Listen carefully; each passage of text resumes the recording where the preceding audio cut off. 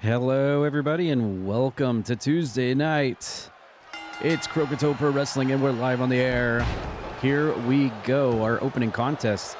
We're going to see Ryan Matthews. It's not a Punk Bitch Challenge this week, or maybe it is, as he takes on Spike Ryan in his debut inside the ring here tonight. We remember it was Ryan Matthews who got ambushed by Spike Ryan 2 weeks ago after he won his Punk Bitch Challenge that night. And oh my God. Well, that's one way to kick off the show right there. Getting a barbed wire baseball bat chunked right into your face. Welcome to CPW, Spike Ryan, courtesy of Ryan Matthews. And it looks like Spike Ryan took offense to all the people that Ryan Matthews had been slaughtering left and right in his challenge each week.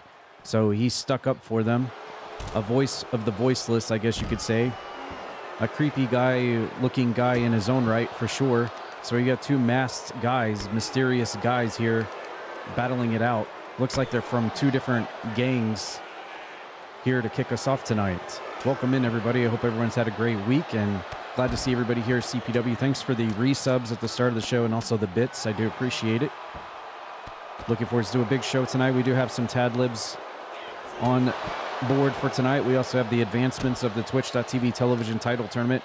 We will also be hearing from the owner of CPW tonight. Thaddius has requested some time, and apparently Cassidy Ryan has got some choice words to say to Signified about their rivalry. And with portals involved, you never know what's going to happen next. We've already seen the Doom guy. We've already seen RoboCop show up, of all people. So there's no telling what's going to happen next when you start messing with portals. Ryan Matthews with a power slam and then goes for the cover, but Spike Ryan kicks out right dead in the middle of the ring. By the way, brand new arena here tonight for Croakitoad Pro Wrestling Weekly. Tuesday Night Toxic live on Twitch. Super kick right to the face. Ryan Matthews dips in for the cover. We got our sponsors on the outside of the ring there. The Udi Coffee, the Tomb Raider community on Twitch. Rogue Energy, Humble Bundle Partner. Very nice, very nice. Arena looking nice and spiffy now.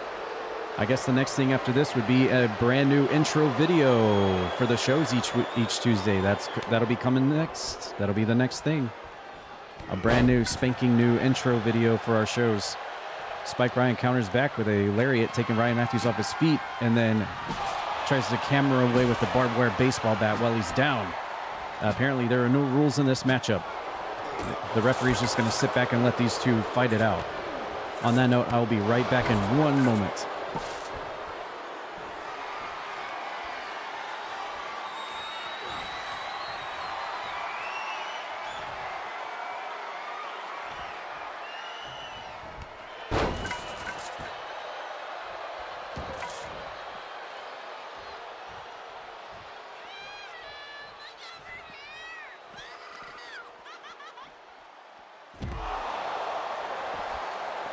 All right, there you see, he's on the outside of the ring, goes for the cover, and the referee's going to count it. This is Falls Count Anywhere, ladies and gentlemen. You can go anywhere you want, use any weapons you want. There are literally no rules. This is by far 100% extreme rules between these two, and just looking at the way these two guys look, they could easily fit into the hardcore title division, that's for sure. So I'm wondering if the hardcore champion Psycho T is kind of watching backstage as the hardcore champion to see possibly, for sure, this Spike Ryan gentleman who's trying to choke Ryan Matthews out through his mask. Did he stick his fingers through the mask, or did he slide his hand under the mask? I don't know, but he was trying. Ryan Matthews, who has been on an incredible winning streak lately because he's been destroying these power plant competitors every week, but I have a feeling this Spike Ryan guy is no just normal random power plant guy. I think he is here to stay, and having his first official match, he's gonna have to prove himself here against Ryan Matthews. Uh-oh, and we got a guitar. We got a guitar. Oh, and look at that. Spike Ryan clips Ryan Matthews' skull into the steel ring steps, but he still kicks out. And we got Jeff Jarrett's guitar there at ringside. Listen up, slapnuts. Someone's going to get stretched like I've never been stretched before. Thank you, Fuse Force Spins, for the resub, buddy. I appreciate it. Ryan Matthews now lateral press on the outside of the ring on Spike Ryan, but he powers out. Because I'm going to stretch his ass like it's never been stretched before. Let's see if someone utilizes that guitar on the outside of the ring here. Nope. Ryan Matthews showing a little bit of submission abilities here. He's got the ankle cherry-picked there, trying to put pressure on the knee joint, the ankle, but Spike Ryan kicks Ryan Matthews in the face, and I think he's been busted open somehow, somewhere, despite wearing the mask. And Spike Ryan pops him in the side of the head, and we got another choke here from Spike Ryan. Again, I don't know if his fingers are going through the mask, under the mask. However, the case, he did some damage there and goes for the cover on Ryan Matthews on the outside of the ring. He's going to win on his debut. He almost does. He almost pulls it off. Spike Ryan almost winning Ryan Matthews at his own game. We're so used to seeing Ryan Matthews just slaughter people left and right. I'm not used to seeing Ryan Matthews get pummeled like this. And Spike Ryan has just pulled a door out from underneath the ring and assaults Ryan Matthews with it here in our opening match here tonight at CPW in our brand new arena here for Tuesday Night Toxic, because Toxic Croak, Toxic Croaks. Am I right? Am I right? Oh, and Ryan Matthews utilizes the guitar on Spike Ryan. Once again, welcome to CPW. Slapnuts. And now working on the leg. Everything's legal. Uh-oh, on the table. Or on the door, I should say, but no, it gets reversed. We will have details about our major event for the month of January, which is always the last Tuesday of every month. We'll be having that very shortly. Can you believe we're already basically halfway through the month of January, people? Can you believe it? Where does the time go? Seriously. We're already halfway through January of 2025. We've got the major event of January coming up the last Tuesday of the month, as well as news on WWE 2K25 coming out on the same day, that last Tuesday. We'll be talking about the new generation of CPW, the newest game, the next season of CPW on that night.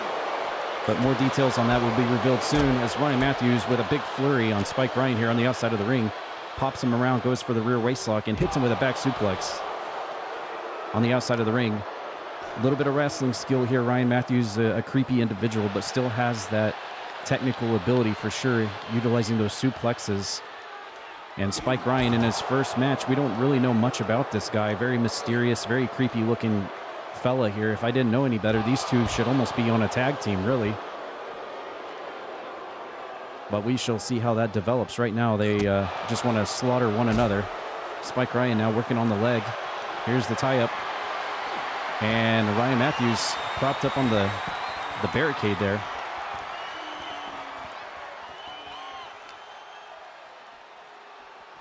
And guiding him towards the ring, and looks like we're going to go back into the ring here. All right. What do we got? Uh-oh. Ryan Matthews able to sucker punch him in. It hits the huge lariat. Turns Spike Ryan inside out. He layered him in. Rookie mistake there on the part of the veteran Ryan Matthews, and he almost gets it. Spike Ryan powering that right shoulder up in the nick of time. Almost gets a 3 on that one. Ryan Matthews dipping out of the ring now. And electing to go for the steel steps. This could hurt. Oh my God, Spike Ryan ate those for dinner. And another one.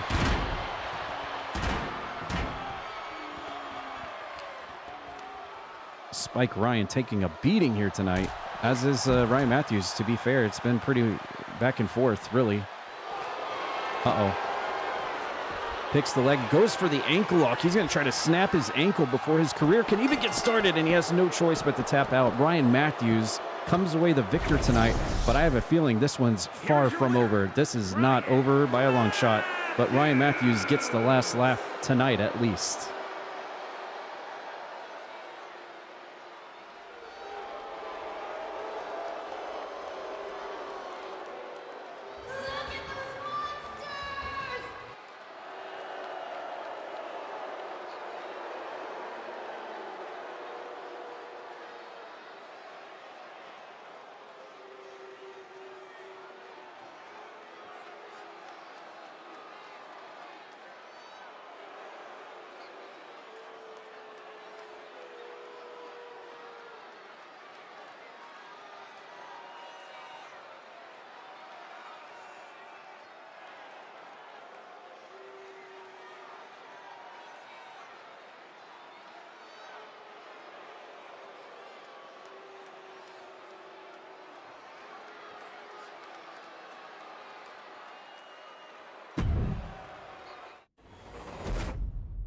Is that a Lucinda raid? Thank you much, Lucinda. I very much appreciate that. Welcome in, everybody. Welcome to Tuesday night.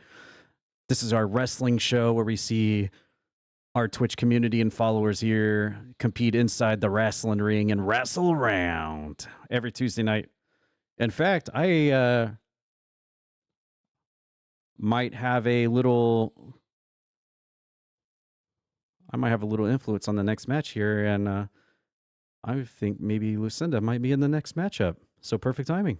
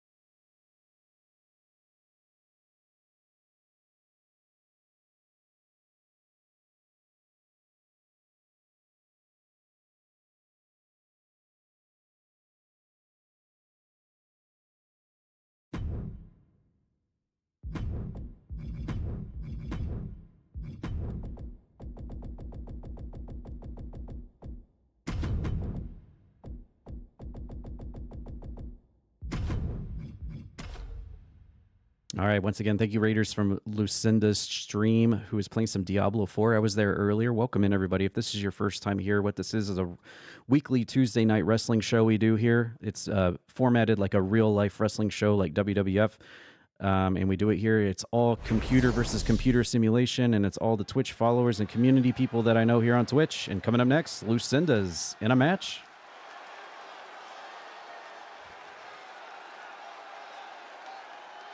The following is scheduled for one fall, making her way to the ring from Kansas City, Kansas, Taylor Todd.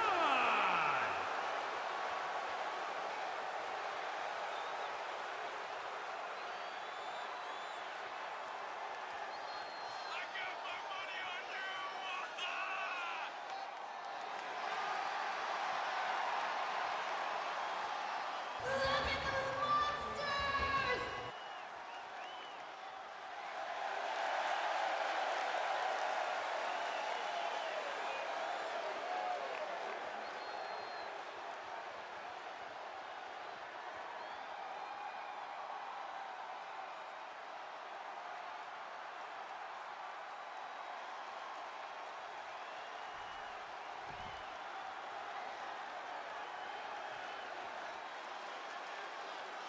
And from Indianapolis, Indiana, Louis Dunn.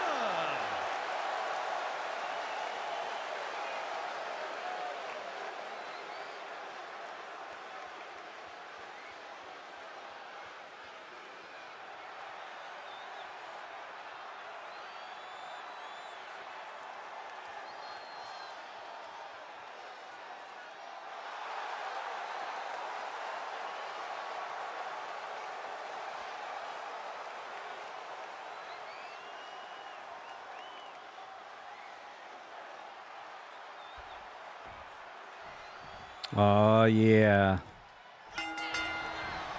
As soon as I knew that Lucinda liked Dying Light, and then I remembered my one and only moment from Dying Light was entering the school and hearing that track, I knew exactly what song Lucinda would come to the ring to.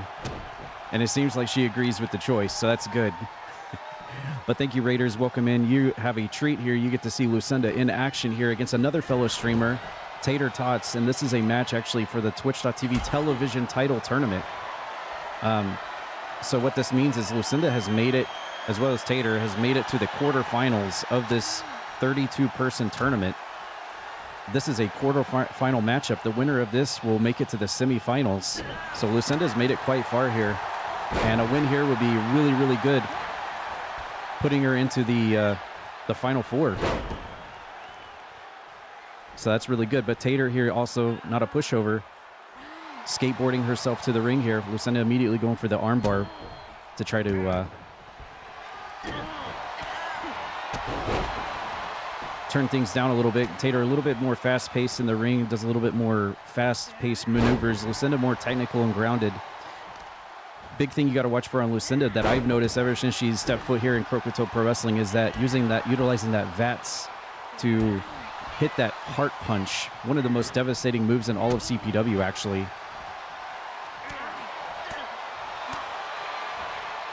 In fact, in her last tournament matchup, she utilized that VATS heart punch, punched the opponent right in the heart, and he just went down for the count. Was unable to get up, and that's how she was able to make it this far. Nice wombo combo there. Lucinda off the ropes, hits the sidewalk slam into the pinfall, and only gets a 2 count on this one. Still early in the match. And it looks like Lucinda trying to get Tater to get up to her feet. She was going to try to bum rush her there with a lariat, but Lucinda countered it. But Tater still taking the initiative, hits a back elbow, and then a senton on Lucinda while she's down. And there we go. Hits the clothesline and a second one. And Lucinda getting hit with the back heel trip by Tater, who's trying to turn this momentum over into her favor.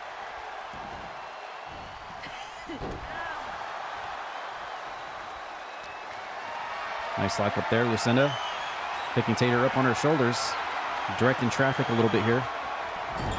Ooh. And completely dips Tater into the corner there. Tater able to counter out.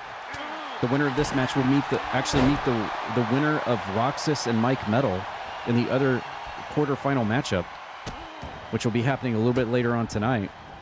A lot of people in the land of CPW right now wondering if Roxas and Coke will actually make it to the finals. Right now, they are both in the quarterfinals. So that's one interesting storyline going into the finale part of this tournament. And Tater off the top rope, trying to dive off the tilted towers, but Lucinda was able to roll out of the way and hit her with a drop kick. Oh, and here it is, right here. The aforementioned heart punch right there, right into Tater. Ooh, right into the solar plexus, and I think this might be it for... Oh, my goodness. I can't believe she's able to kick out. But Tater able to raise the shoulder up in the nick of time after getting hit with pinpoint precision with that VATS punch. And Tater hits a slice spread of her own here, catching Lucinda out of nowhere and goes for the cover and almost gets it in her own right there. But Lucinda was able to power out. Great back and forth match we have here. Lucinda's going to roll out of the ring. Tater's not going to let her. Well, she was going to go high risk all the way clear to the outside. But Lucinda able to outsmart her at least on that situation. Lucinda's got Tater's legs and is going to slingshot her into the ropes. Ooh, and she lands throat first on that middle ring rope. Here comes Lucinda, sending Tater off into the ropes, ducks under, hits the leapfrog, and catches her with that sidewalk slam again, and just drops Tater right onto that Croakitoad Pro Wrestling logo in the middle of the ring. And, oh, she was bum rushing her, but Tater catches her with the Frankensteiner. And Tater, what's this? Inside out, and hits the gut buster. We've seen that move from Tater before, catching Lucinda, and goes for the cover here. Tater 1-2 and almost gets the 3 count. Very tough back and forth matchup here. Here between Tater and Lucinda. 2 really amazing streamers here on Twitch. You all should be following for sure. And Tater's going to go to the top of Tilted Towers again. And telling Lucinda to get to her feet. This could pay off. No! She bricked it. She tried to go for a front drop kick, I believe, and hit a brick on that one. Lucinda able to capitalize here on the mistake. And a couple of chops in the corner now. Here comes Tater, diving ahead with a clothesline again. Lucinda going to roll out of the ring again to kind of catch her breath. Tater's looking for a high-risk maneuver to the outside. We'll see if this pays off. Here she goes through the no! Lucinda had it scouted, and she sidesteps out of the way of Tater, and she pancakes on the floor on the outside. Lucinda now. Oh, look at this. She's got her in the sleeper hold. Look at that. Sleeper just completely choking her out. I think she learned that move from Corvo. Unfortunately, it was on the outside of the ring, so it does no good. If it was inside the ring, we could have seen a submission win there. But being that it was on the outside of the ring, she had to break the hold off, unfortunately. But that's really good news for Tater, who has capitalized on this mistake. And Tater now just stomping away on Lucinda on the outside here. Lucinda fires back with a running forearm shot. That takes Tater off her feet. We're up to a 6 count, and look at Lucinda. Up to a 7 count here. We need to start thinking about getting to the ring. If we get to a 10 count, this match will end by ring out. All right, we're back inside the ring. That's a good thing. We got the grapple in the middle of the ring, and Lucinda hits the snapmare. Nice little Mr. Perfect special there on Tater. Now Lucinda telling Tater to get to her feet. What does Lucinda have in store for her here? Oh, she dove in, but Tater hits her with a European uppercut. Pulls her back and hits a back elbow. And now Tater's in control here. Can she capitalize? She's got Lucinda up. Spins her around. Ooh. 8-second ride there from Tater. And goes directly into the pinfall here on... Oh, and Lucinda and Tater will actually advance into the next round of the tournament. But Lucinda gave it a really valiant effort. That match could have definitely gone either way. But it will be Tater Tots moving on to the semifinals to meet the winner of Mike Metal and Roxas.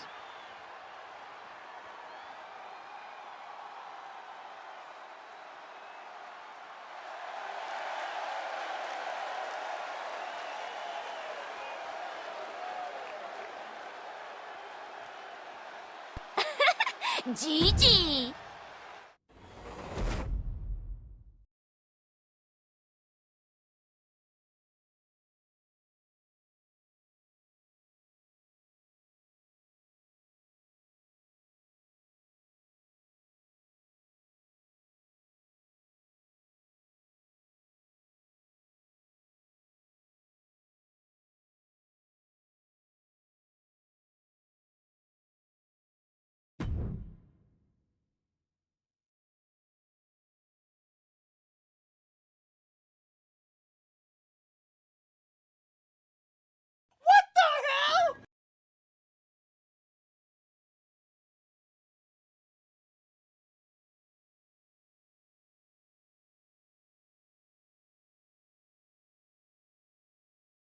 I suck!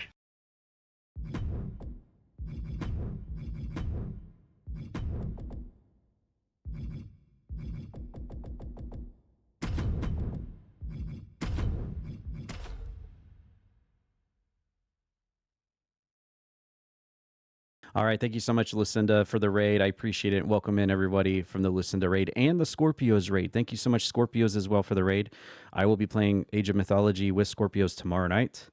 We'll be playing on hard difficulty, trying to unlock the last of my achievements on Age of Mythology, so that'll be fun to do.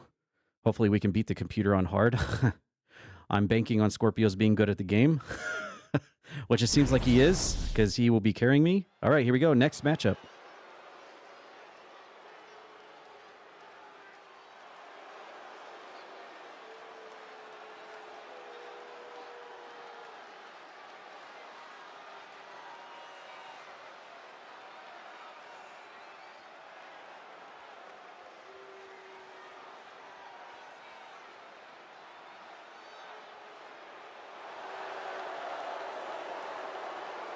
The following contest is scheduled for one fall. Making his way to the ring from Los Angeles, California, weighing in at 220 pounds, the Phantom Fox Zero!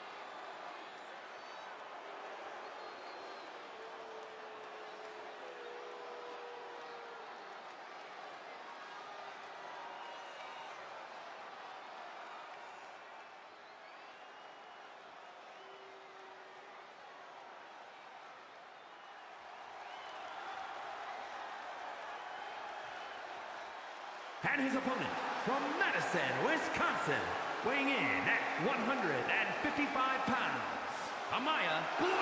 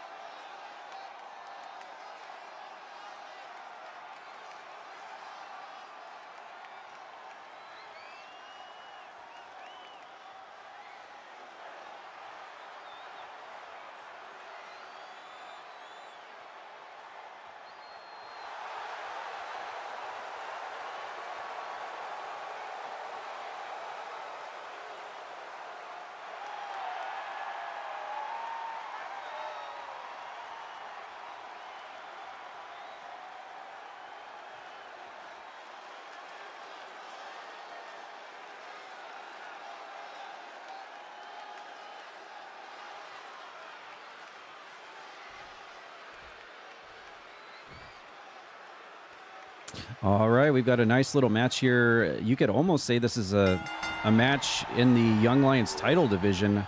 You could argue that Amora Blade and Zero, also known as Finn, probably not technically Young Lions, but I guess in the grand scheme of things, with it being a brand new multiverse here, I guess they could be. In fact, Alessandre, a.k.a. Amora Blade, got the big win over Buttons, who is the Young Lions champion, last Tuesday. So if Zero can actually pick up a win here over Amora Blade, that would actually do him a lot of good in heading towards that title opportunity for sure. But if Alessandra picks up the win here and defeats Zero as well, then, well, she's just showing her old mean streak is still in her. We remember that time where she was completely undefeated for the longest of times. A really long winning streak, undefeated winning streak by Alessandra back in another multiverse ago. Possibly trying to bring that back, but we'll see how it goes. Zero's had some really great matches here lately and has picked up a lot of great wins. So this is two competitors here in Croakitoad Pro Wrestling that have had some really good matches and big wins leading up into this match. Coming to a head here. Nice maneuver there by Alessandra, hitting a reverse DDT variant. Goes for the cover, gets a 2 count. And yes, this match is very green in a very green arena. So, you know what I say about that? Zazarus would be super happy about it. Cowabunga, dudes. And also, I have heard the news about the WWE 2K25 actually adding intergender matches as part of the base game again. And you know what I want to say? You know what I say to that? If that's actually going to be the case, it only took me 5 years to come back to e-fetting. When you eat those fries. Well, yes, I do look cute when I do those fries, but also it only took me 5 years to come back to e-fetting and provide intergender matches for them to decide to bring it back. So I guess, you know, it happened again, trademark, if it's actually going to happen, which would be great if it did, because then there would be a lot of maintenance that CPW would not have to go through.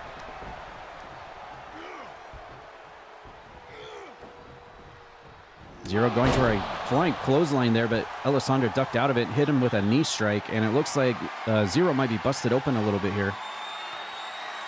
I haven't really seen where the cut is yet. Alessandra caught him from behind here. A sleeper drop. It looks like his left eyebrow. He's got a cut on his temple there. Alessandra, after the sleeper hold drop, almost gets it there. Catching Finn with his pants down, proverbially. And there's the, oh my God, Alessandra diving off the top of the Lich King's tower and lands right on top of Zero.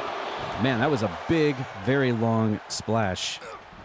I can't believe she was actually able to pull that off. And here comes Zero trying to fire back here. Inside out, wibbly wobbly doobly doo into a pinfall, but only gets a 2 count. And now he's going to fire back with his own sleeper hold, and he's actually inside the ring, but Alessandra fires back with a jawbreaker to get out of that one. And we're back. Here we go. Ooh, there is a Shining Wizard there, taking Alessandra off her feet, and he goes straight to the cover there and almost gets it. Almost a 3 count. Hey, cut me some slack. It's been a while since we had WoW month. I've lost a bit of the lure. Oh, nice Acai moonsault by Zero, landing right on top of Alessandra, who is still recovering, and once again gets a 2 count. And yet another jawbreaker from Alessandra to fire back and try to get the momentum back on her side. Double knee strike to the face, taking Zero off his feet. And she's going to jump right in and hook the leg up for a pinfall here. And oh my goodness, what the heck was that? Just a double knee strike and she jives right on top. I guess that cut to the temple really messed him up there. He really didn't look the same after he bled open there. But that was a very impressive and almost an underdog win there for Amora Blade by Alessandra to pick up the win there against Zero here tonight. She's definitely looking really good now. You are not prepared!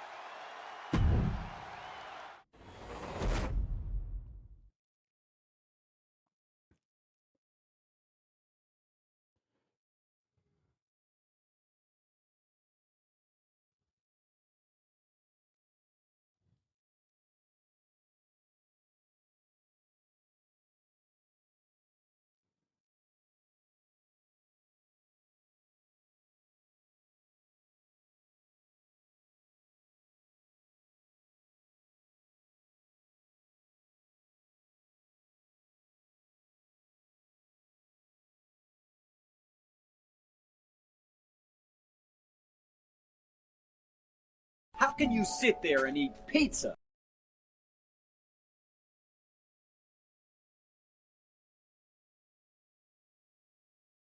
This town is full of pizza. How can you sit there and eat monsters?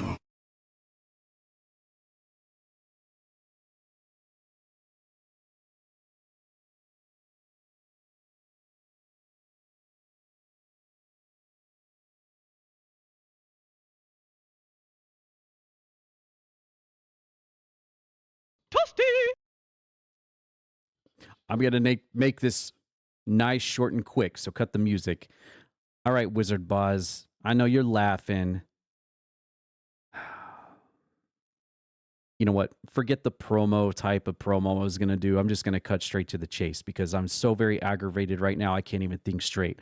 Wizardboz, you might have beat me last Tuesday in the main event, but that's because Eric Bischoff, the man I hired to come here to Croakitoad Pro Wrestling, the man that I assigned his checks, decided not to play ball with me. So tonight, I'm ordering you into a rematch, and Eric Bischoff is once again going to officiate the match between us, and this time he's going to do it the right way. And by the right way, I mean the corporate way. So Wizardboz, I hope you weren't planning on having the night off tonight because you're facing me again tonight, and Eric Bischoff is going to do what I paid him to do, or else Eric Bischoff is going to find himself just like the NWO ended up, just like WCW ended up, and that's completely gone.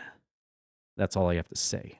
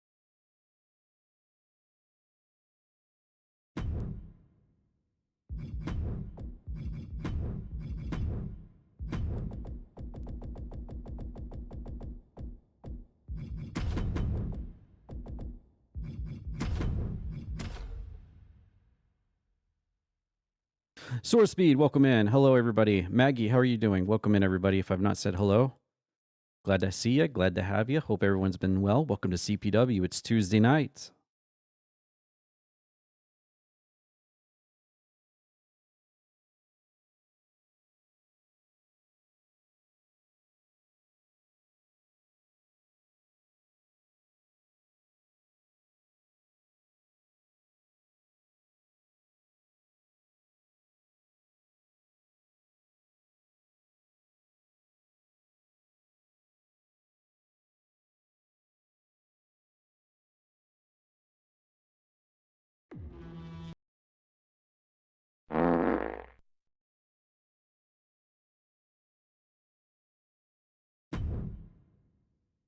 Trust me, I'd have the same reaction too if I knew I was going to have to fight Raxus tonight.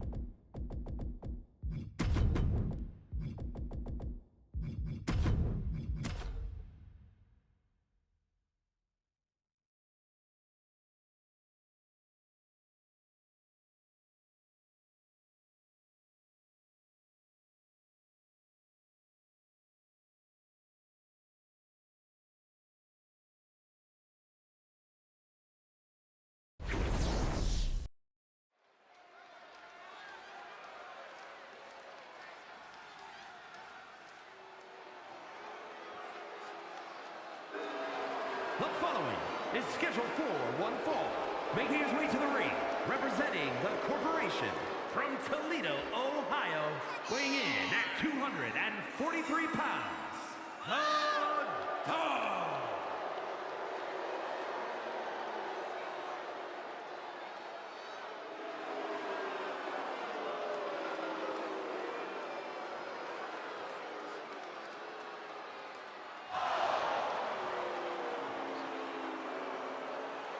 Man, I'm really shocked that the Paw Patrol hasn't managed Deputy Dog tonight to the ring.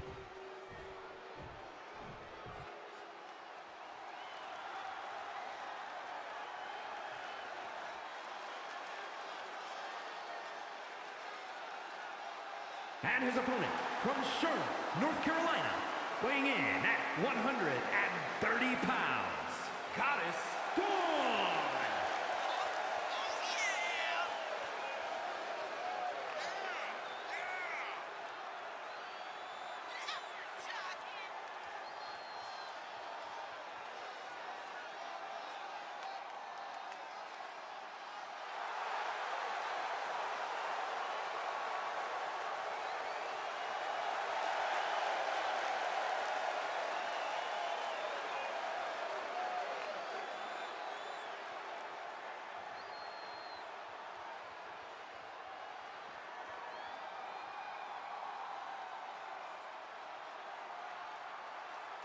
Okay, we've got our next match in the Twitch.tv television title tournament. We saw Tater get the win over Lucinda a few matches ago, and now it's time for the other side of the brackets where it's Goddess Dawn versus Deputy Dog, who've made it to the quarterfinals in this 32-person tournament.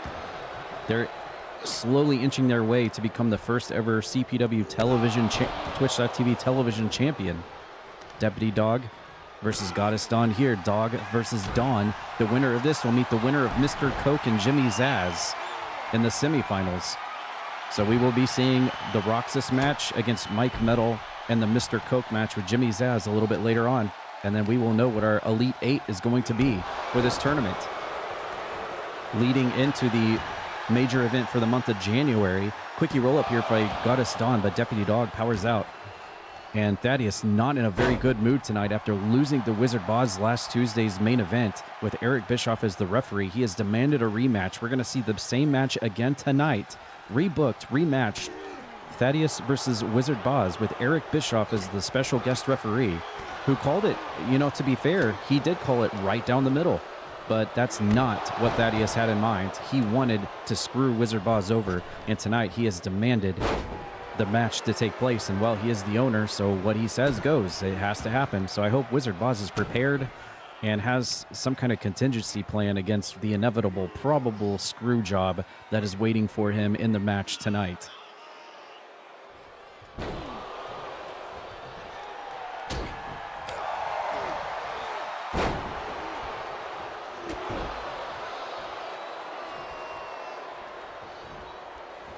One thing's for sure, Deputy Dog picking up a win here and advancing into the semifinals of the tournament would definitely probably turn a little bit of Thaddius' frown upside down, knowing that a member of his corporate team will be close to achieving a title belt, since nobody in the corporation right now currently has any gold around their waist, with Domino last losing his bid for the World Heavyweight Championship against Grem.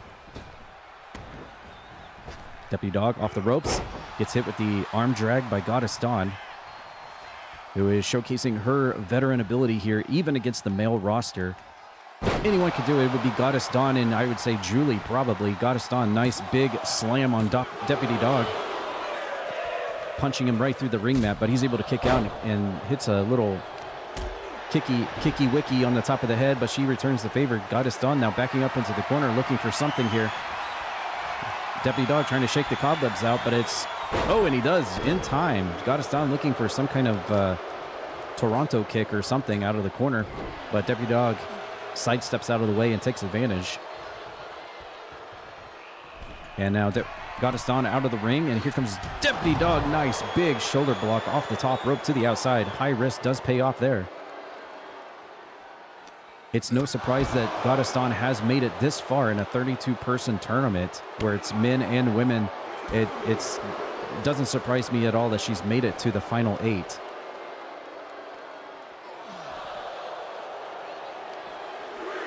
Out of everyone on the roster. Ooh, but she gets thrown into the side of the steel ring steps by Deputy Dog. And this is his hometown. This is his home turf. This is his yard, dog yard, outside of the ring here. This is where he reigns supreme. Up to a 5 count on the outside. The brand new Tuesday Night Toxic Arena here, looking really nice and spiffy on its debut here Tuesday night. Deputy Dog now getting ready for the Dogman Slam, but Goddess Dawn had it scouted. And look at Goddess Dawn here. She has been cut open. We've got another person cut open tonight, and our chief EMT in the back, Comatrix, is going to have his hands full tonight, getting everyone repaired and back to normal again. Goddess Dawn back on the assault here on Deputy Dog. Hits him with a forearm shiver.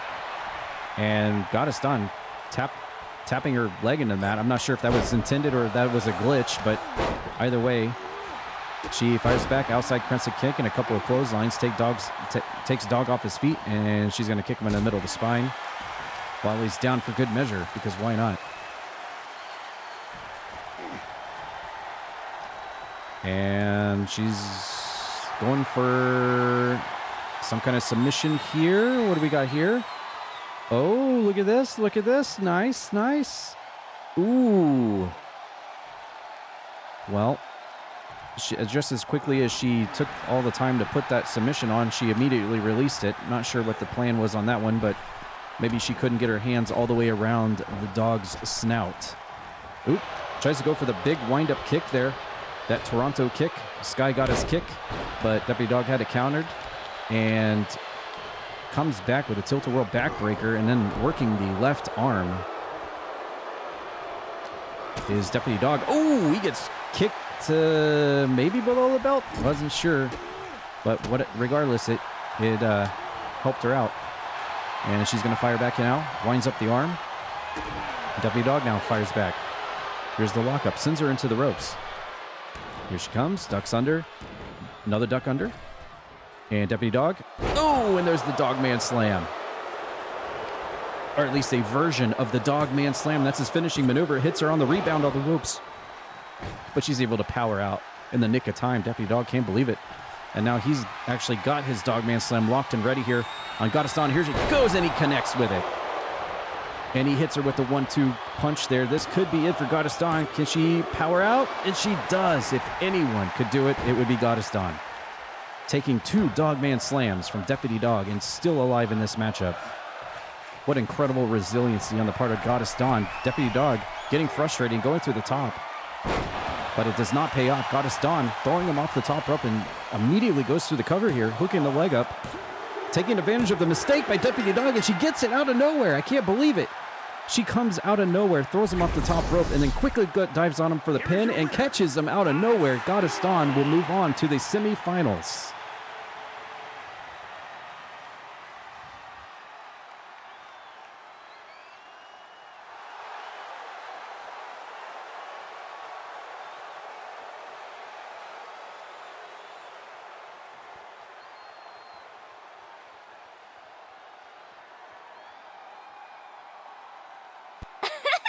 Gigi!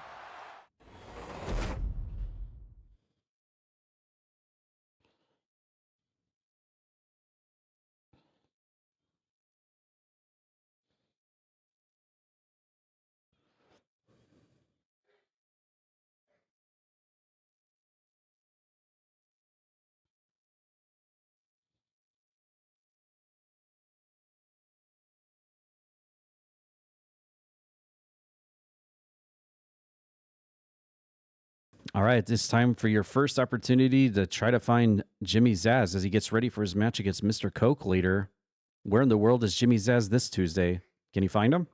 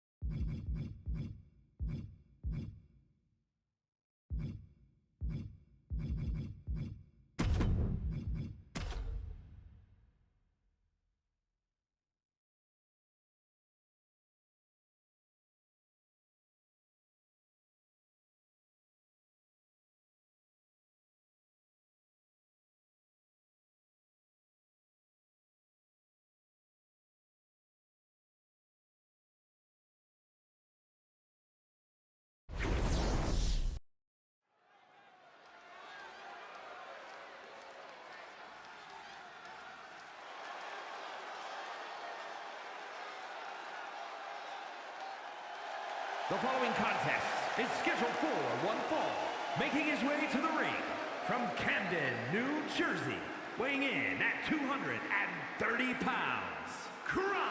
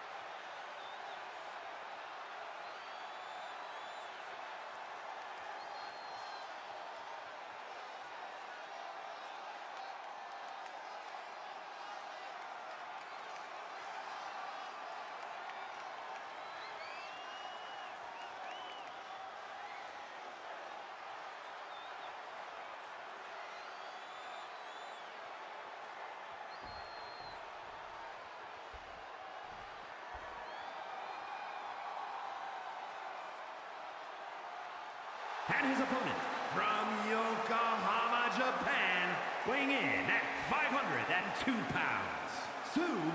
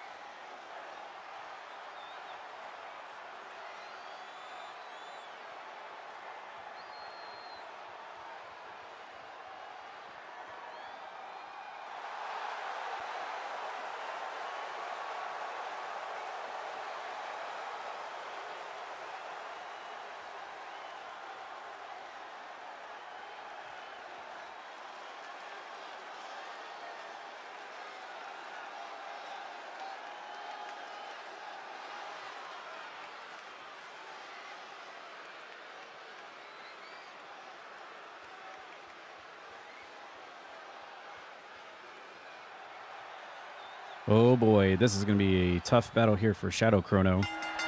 The weight, oh my god, the weight advantage is definitely in the side of Sumo, but that doesn't always mean that's the key to victory here. Shadow Chrono is definitely going to need to use his speed, his quickness, his agility. Keyword speed, since we all know Shadow Chrono is all about that speed.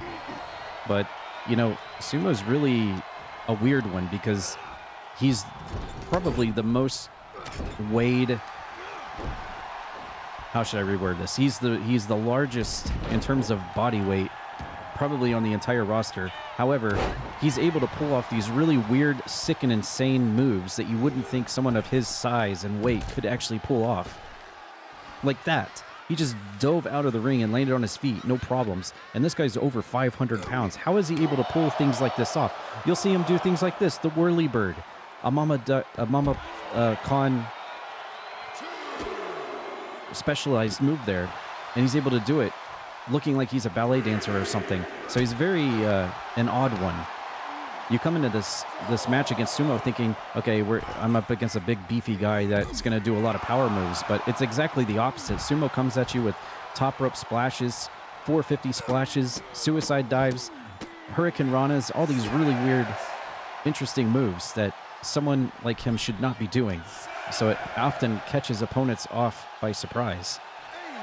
Let's hope that Shadow Chrono does not fall for that as well. We were up to an 8 count there, and you know, obviously we all know no one wants to stay out there at the 10 count or else the match ends by count out.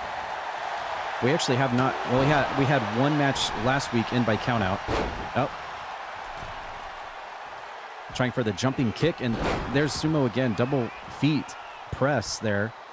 And right there, standing shooting star press from Sumo. What the hell? Come on. Just what in what as I steal a quote from Mr. Coke, in what universe, I guess the CPW universe, is that even a thing? But Shadow Chrono trying to battle up against Sumo here, taking him down with a little bit of ground and pound here. We haven't seen Shadow Chrono in a minute or so. Been a little bit MIA, probably training, getting his bearings, getting his skill set all honed and prepared here to be in the battle network of Croakitoad Pro Wrestling. And also the same for Sumo. We haven't seen either of these guys in a few weeks. So they should both be fully rested and 100% here to try to get themselves a win here and move forwards, looking at whatever title division they're looking at right now. Oh, and what the heck was that? Sumo landing on his feet after a backflip drop kick of sorts. And now Shadow Chrono trying to fire back with some elbows. Punches Sumo in the bread basket. That's a rather large bread basket. Ooh. And a nice outside kick there by Shadow Chrono, who's now going to go to the top rope here. Oh, look at Shadow Chrono walking the ropes and drops an elbow, but Sumo rolls out of the way in time. What great agility there by Shadow Chrono, actually walking the ropes.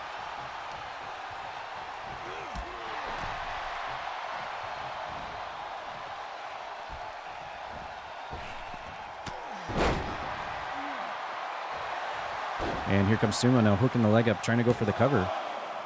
And almost gets it. Shadow Chrono able to power out before the 3 count. Alicia, I hope you recover swiftly and quickly from your wrist injury. I believe you said you tripped and fell. Hopefully you recover very quickly. Chili Dog. We need the Chili Dog soundbite. We haven't heard Chili Dog in such a long time.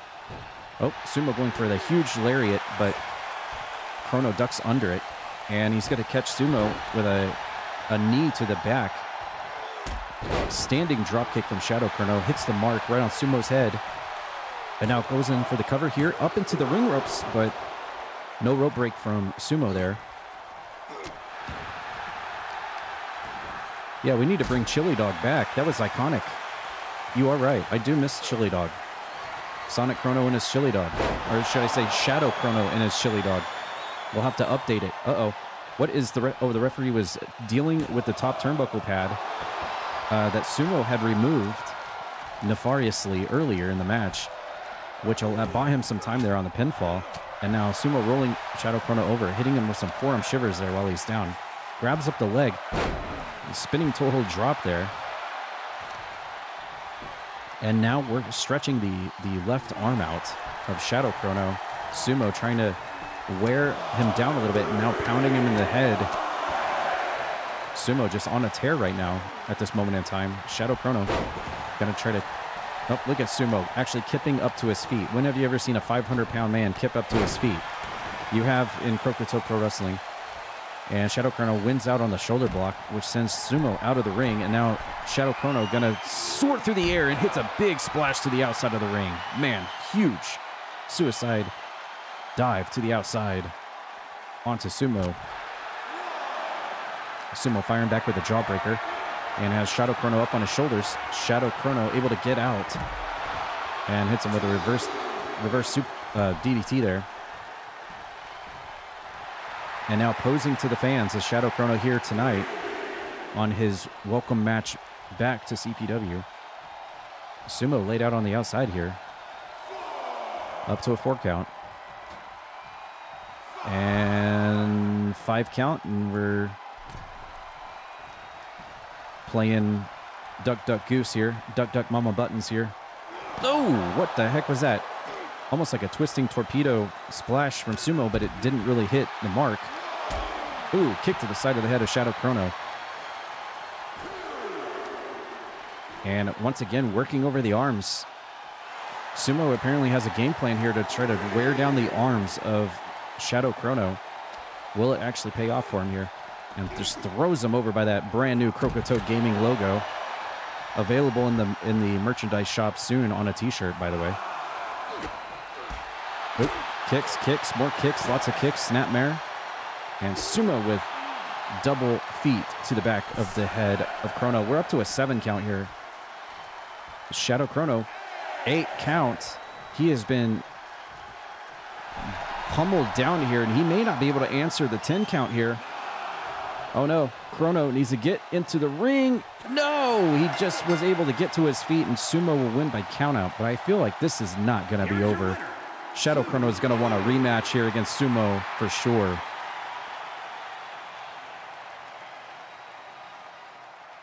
And it's funny because I basically jinxed this match because I was talking about ring out counts. Yep, I did it again.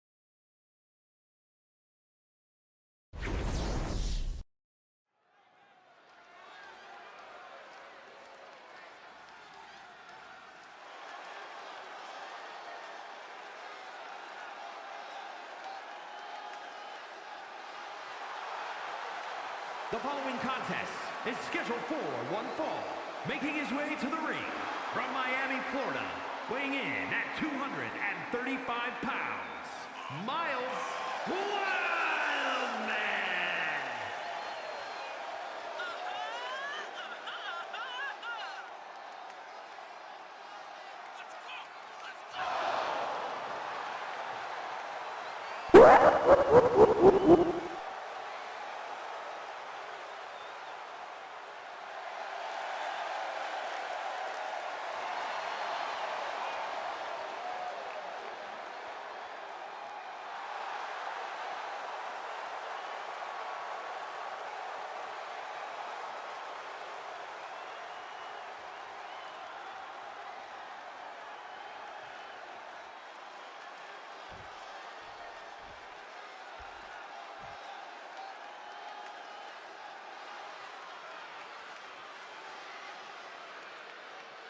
And his opponent from Brooklyn, New York, weighing in at 238 pounds, Diego King.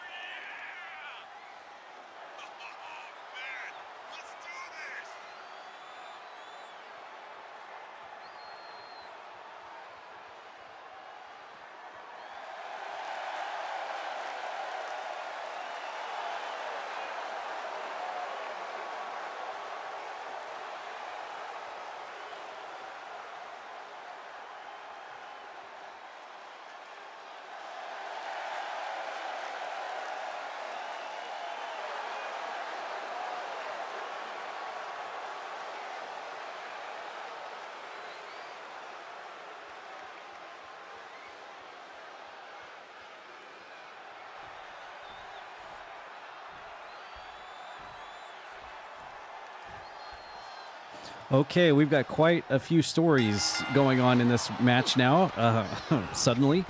Number one, Miles needs to go to the doctor. He is not looking good. He is not looking good at all. And what was up with this theme song? Has his theme song also been possessed by the Dead Zone? What the heck is going on with Miles right now? God, I am afraid to see what Miles is going to look like next Tuesday, because it looks like every time we see Miles, he's progressively getting worse. Linkies needs to hurry up and find that cure, if there even is one, immediately. Maybe that he can talk to Shadow Chrono. Shadow Chrono knows all about, in another multiverse, about being possessed by the Dead Zone and being turned into a zombie like that. Maybe Shadow Chrono can offer some advice to Miles about how to get out of this situation he's in. But that's number one. Number two, hello, welcome to the debut of the Disco King here at Croakitoad Pro Wrestling, making his first appearance here tonight. So I'm sure Miles will be sure to greet him very nicely in the infectious Dead Zone way here. Welcome to CPW, the Disco King. Love the theme song. Love the theme song. Let's see if the Disco King can disco his way to a victory here tonight and on his debut, or will Miles get a big win here and appease the Dead Zone gods and make them happy? Miles thrown out of the ring. Disco King firing off a shot there.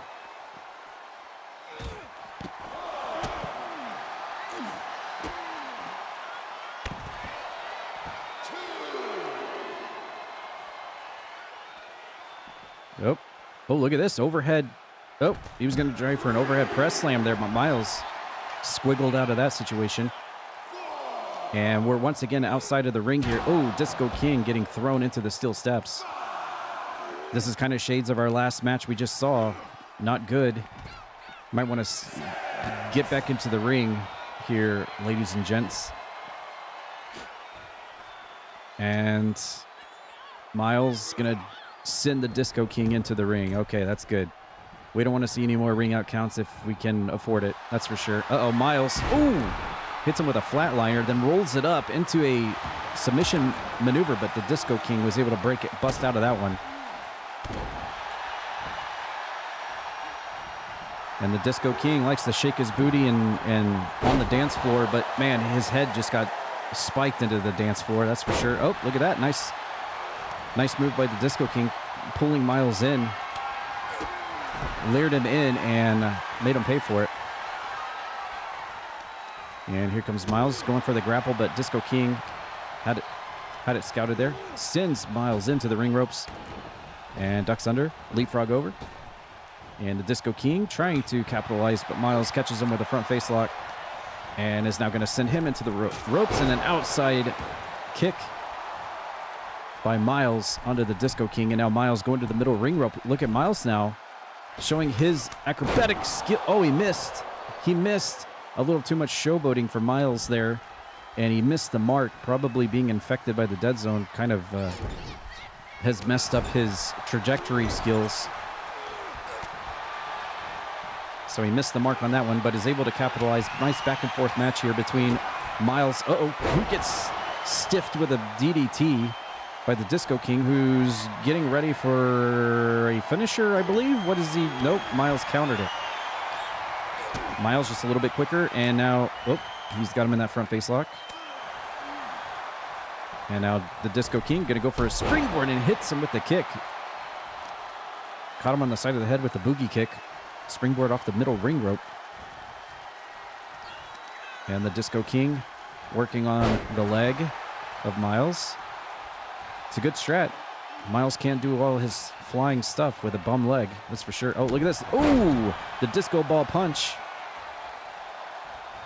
It's not a discus punch. It's a disco ball punch, and which busts Miles open, but Miles is able to come back with the quickness. Or should I say with the sickness, because he's down with it right now. And his infectious blood is now leaking out of his face. Disco King now trying to capitalize, and he does. Clothesline, another one. And Disco King off the ropes, and a nice pop-up drop kick. Disco King looking good here against a bleeding Miles, who's now on the ground. Is this going to be it for Miles? No, he powers out. Miles slowly getting up to his feet. Hits him with a forearm shiver shot to the side of the head. Miles telling Disco King to get to his feet. And what's he going to go with here? Oh, he missed.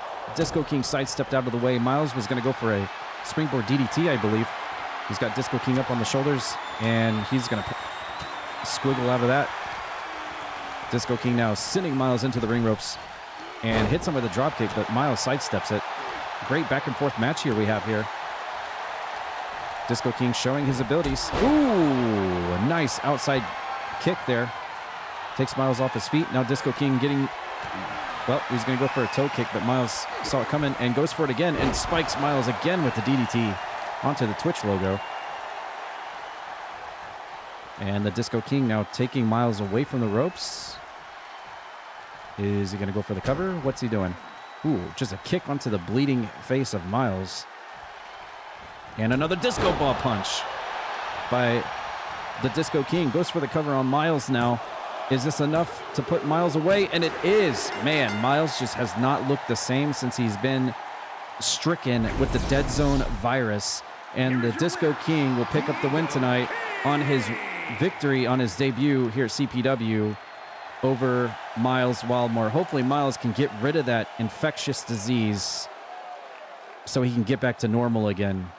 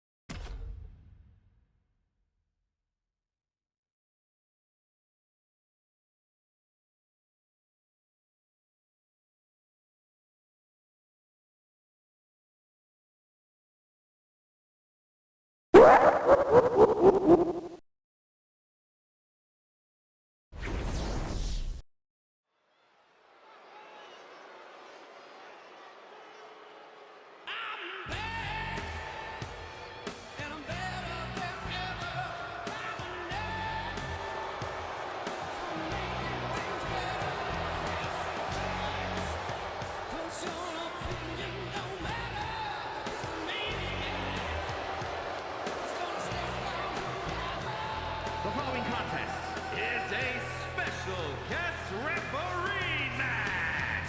Please welcome the special guest referee for this match, Eric Bischoff.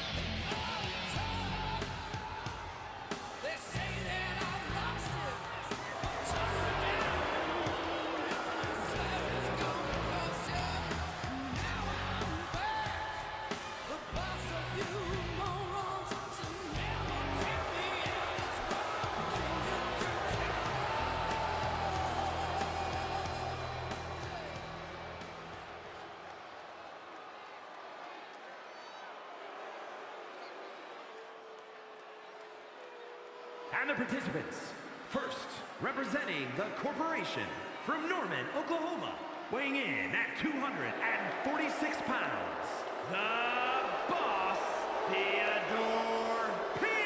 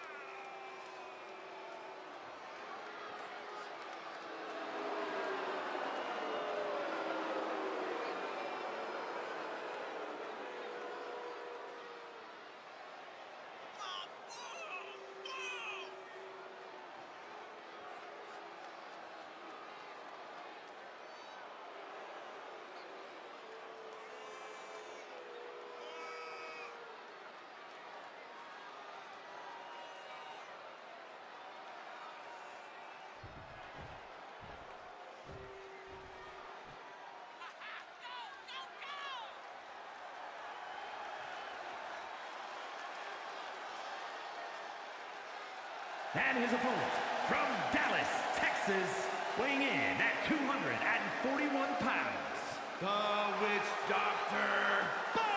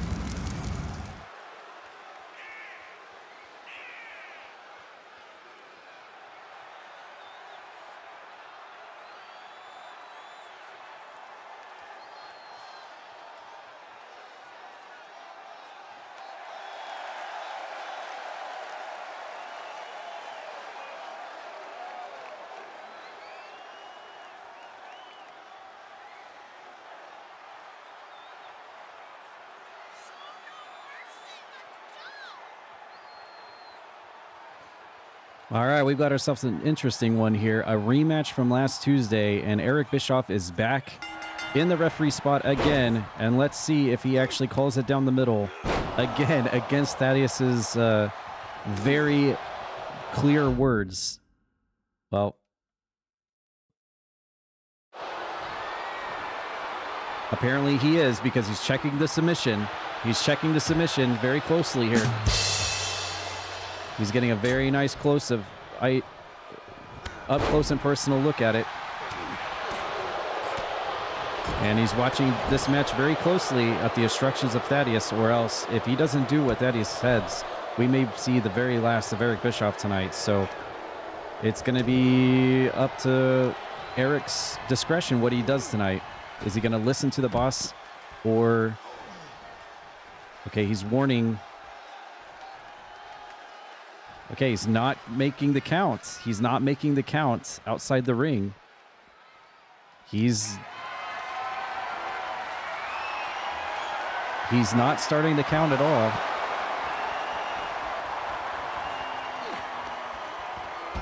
And you would think under normal circumstances he would have started counting by now, but he has not.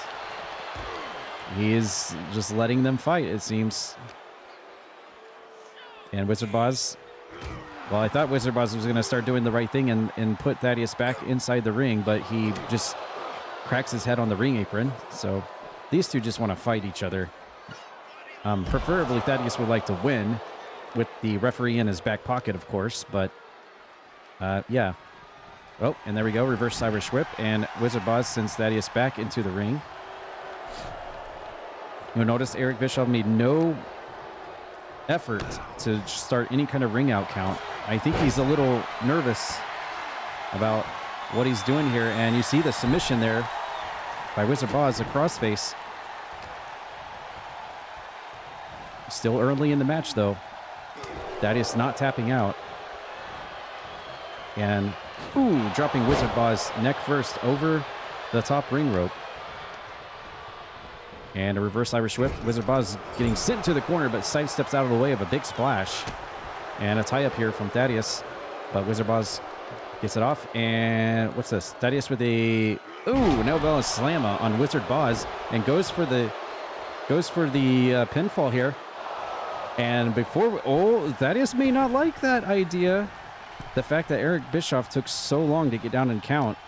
I don't know. Bischoff may be going against the boss here and not doing what he was instructed to do. And Eric Bischoff telling Wizardboz no pin because of the rope break. Okay.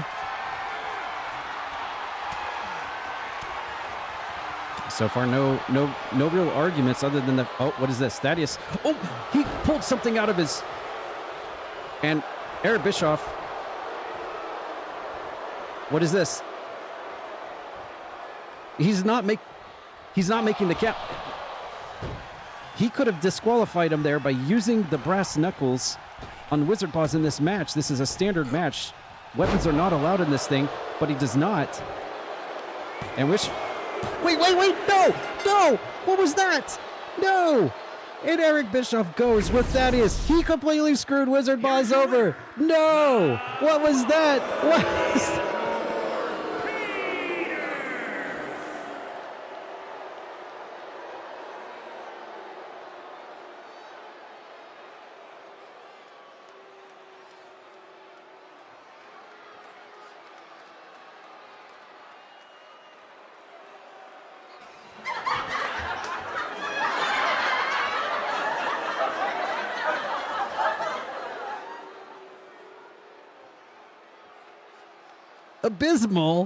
Abysmal?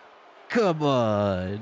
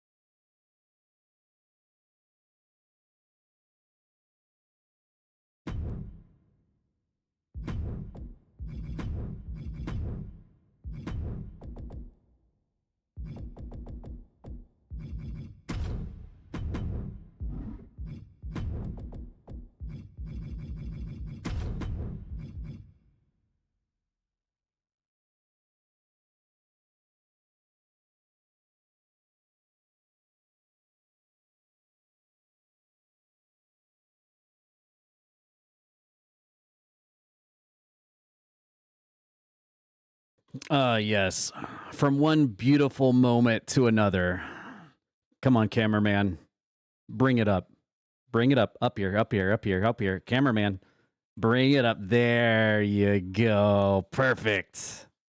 Thank you. Hey, Signified. Over here. Over here on the stage. All you dumb idiots out there watching here live. Over here. I'm over here on the stage. Look what I did to the entrance of the brand new CPW Tuesday Night Toxic stage design. Oh, I made it so much better just with a simple little paint tool job. Speaking of paint tool, that kind of brings us back a little bit, doesn't it? Going down a little bit of a memory lane, talking about paint tools. Back when I was just a lowly little rookie coming into my own ways, trying to figure things out. And you signified under a different name. What was it? Portal guy douche, was it? I think it was that. Yeah, sounds about right. Yeah, those were the good old days, wasn't it? And then here we are now in 2025, where I've been messing about with your portals. And, well, I have to give you a little bit of credit. You've overturned every obstacle I've thrown at you, whether it be the Doom guy from your precious QuakeCon events, or whether it be RoboCop from video games that you think are so cool. I'm pretty sure that game sucked, just like you. But my job isn't over yet. With your precious portals, I have done something that no one would have ever expected. Not you, not anybody, not even myself, frankly. I actually surprised myself by tinkering around with your oh so beloved portals. I found some place that you would never believe. And believe you me, I'm going to bring it to you right on your front doorstep because I'm going to take you back. And I'm not the AVGN, so don't you worry about that. But I am certainly going to bring you back. In fact, I'll leave you with this. In my message so far tonight, I brought up something that's a little bit nostalgic. Actually, I brought up a few things, but it shouldn't be too hard to find me. I'll leave your portal back here unattended. Let's hope that no one like Morzel or Azarain or the Dead Zone tinkers with it, because that would be really extremely bad. As bad as I am, I'm nowhere on their level, let's be honest. I'm just a cocky asshole. They actually want to watch the world burn. But yeah, Signified, I'm going to step through your portal. I've already set the time and date and the place, just like I'm in Back to the Future. Why don't you step through that portal and meet me at the destination, and I'll see you next Tuesday. That's if, you have the cojones. Or should I say, since we're on the topic here, the balls, the energy drink, if you have the balls, why don't you bring them? And maybe our balls can hit each other next Tuesday if you know where I'm going to be. Once you step through that portal, you know exactly where we're going to be, and I'll meet you there. This is, by the way, kind of a circuit leading to the big event at the end of January. This isn't going to be a one-night thing. There's a lot of stuff to explore here, my precious little Signified. And next Tuesday is just the first step on that trip. I hope you're ready to spend it with me because it's going to be long, great, and glorious. And you know why? Because I'm Cassidy Ryan. Because of course it is. See you next Tuesday, champ. Go through that portal. Bit of hurry, though, before, one of the really bad people goes through there. We don't want that to happen.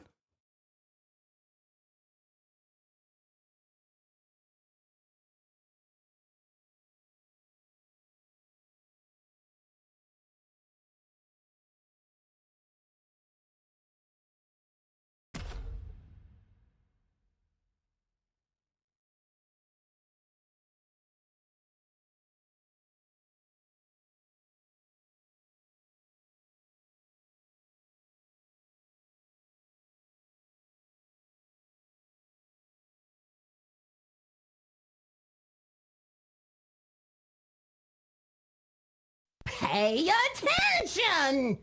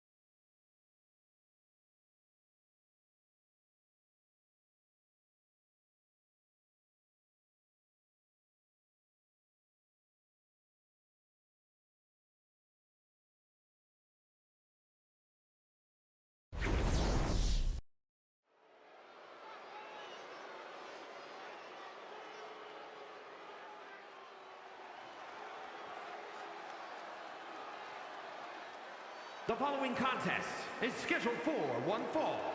Making his way to the ring from Atlanta, Georgia, weighing in at 140 pounds, Sky!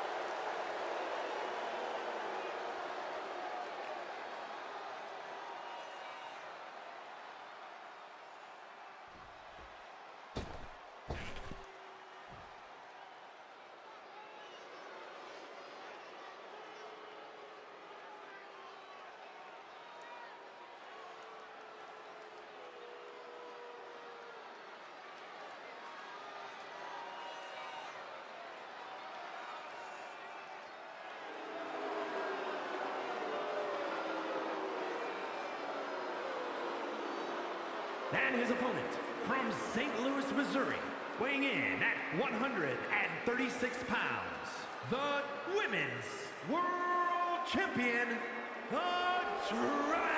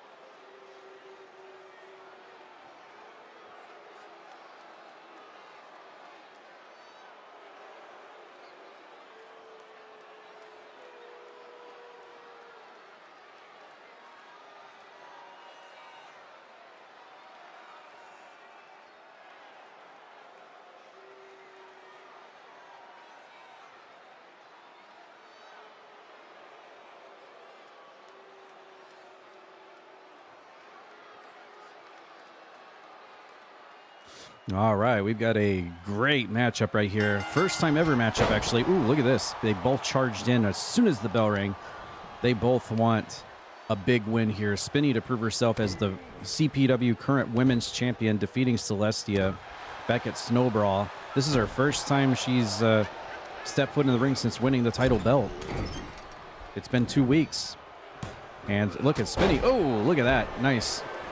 Back handstand kick, bops her right on the top of the head with a Pele kick, catching Chalk off guard. And Chalk, a veteran in the multiverse, a former women's champion in her own right. This should be a great contest between these two. You could totally, definitely see Chalk getting a shot, getting first dibs on the women's championship if she truly wanted to do it. And a win here over the champion tonight would definitely put her in the right position to make that argument. Of course, Celestia can also make that argument by being the former champion and getting her rightful rematch too. But one thing's for sure, Celestia definitely, it would go in her best interest to pick up the win here tonight as being the champion, even in this non-title match. And look at this. Oh my God. Twisting Phoenix springboard splash to the outside, but it does not pay off. A lot of flippy floppy pizzazz only to pancake into the mat. That's for sure. Chalk saw it coming. And we're on the fight on the outside here. And Chalk getting her head bashed under the corner ring apron here. Spinny now popping her around and hits a neck breaker, but Chalk just kips right back up to her feet and throwing Spinny right back inside the ring here at the 4 count. Got a lock up here. Chalk trying to direct traffic to the other side of the ring. Spinny had it scouted there. And nice Frankensteiner from the women's champion. Momentum's in her favor. Nice hair spin. Completely throws her across the ring like a flying saucer. And Chalk throwing the women's champion into the corner. There's a chop and another one. And Spinny fires back. And now she's going to try to take Chalk to the other side of the ring, and does. Props her up against the ring ropes, but Chalk saw it coming. Counters that maneuver. Pops her around. Rear waistlock into a German suplex. Nice. But Spinny gets right back up to her feet. Goes for that. Oh, here's another one of those whirly birds. The mama button special there. And goes for the lateral press on Chalk after the fact. But she's going to immediately kick out. And a whip to Chalk. Whoa, clear out of the ring on that one. Over the top up and into the countryside. She goes to the outside here. Spinny going to follow suit here. Try to keep the attack going. Hooking up the leg. Picks her up into a fireman's carry. And swooshes her down into the mat. But Chalk immediately gets up to her feet and is going to fire back with a side backbreaker. Oh, Chalk completely missing that shot there. Was nowhere near hitting the target.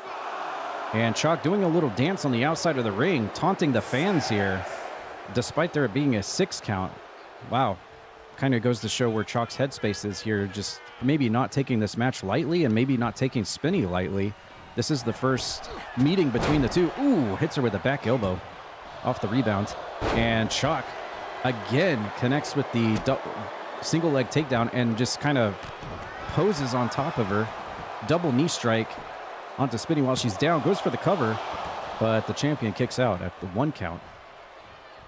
Chalk might need to want to take Spinny a little bit more seriously here. Might come back to bite her. More chops in the corner. And here comes... Oop. Chalk was going to deliver something there, but Spinny had it come in and hits the springboard. Kick to the side of the head. Spinny now getting fired up here. She's got lots of in her arsenal right here, ready to unload on Chalk. And catches her with a dragon suplex into the bridging pinfall. That's how she won the women's title right there against Celestia, and almost gets the 3 count off Chalk. And here comes, whoa! The dragon flies through the air, but completely pancakes into the ring mat for the 2nd time tonight. And Chalk gonna fire back. Ooh, nice. And again, stomps on Spinny and delivers the knee strikes. And now Chalk's getting set up for something here. The champion very groggily getting up to her feet, but catches her with the back elbow before she can capitalize. And Spinny once again in control here. Nice Frankensteiner off the rebound. Chalk slow to get to her feet. And up against the ropes. And here we go. Reverse Irish whip by Chalk. And what the heck? Spinny flipping and cartwheeling and flying all over the place, catching Chalk by surprise. And then here comes Spinny going up to the top rope again. Is her height risk going to... No, 3 times. That's 0 and 3 tonight on the missed aerial strikes. And Chalk is going to once again capitalize, hitting the neck breaker while she's down. And collision in the ring, and Spinny's going to win out on that one with a spiked DDT. Chalk up to her feet. And Spinny going to whip Chalk into the ring ropes. Fires back, and Chalk hits her with the lariat inside out. And she's going to... Ooh. Square her up, pops her on the head with the elbow. And here comes Chalk with a knee drop. Little bit of Ric Flair right there. Followed up with some stomps. And here comes that knee strike again. She is really utilizing that tonight. I've never seen that move so much in her matches so far. And she goes right into the cover on the women's champion, but she's able to kick out. And look at Spinny here. Quickie roll up here out of nowhere. We've seen this actually succeed before in the past and almost gets her tonight. But Chalk is able to power out before the 3 count. Spinny now dropping some feet into the face of Chalk. And a double drop kick to the side of her head while she's down. And here comes Spinny again, springboarding again, and 0 for 4 on her big springboard splashes tonight. Man, she is not paying off on those high-risk maneuvers tonight. Oh, and a collision with the referee.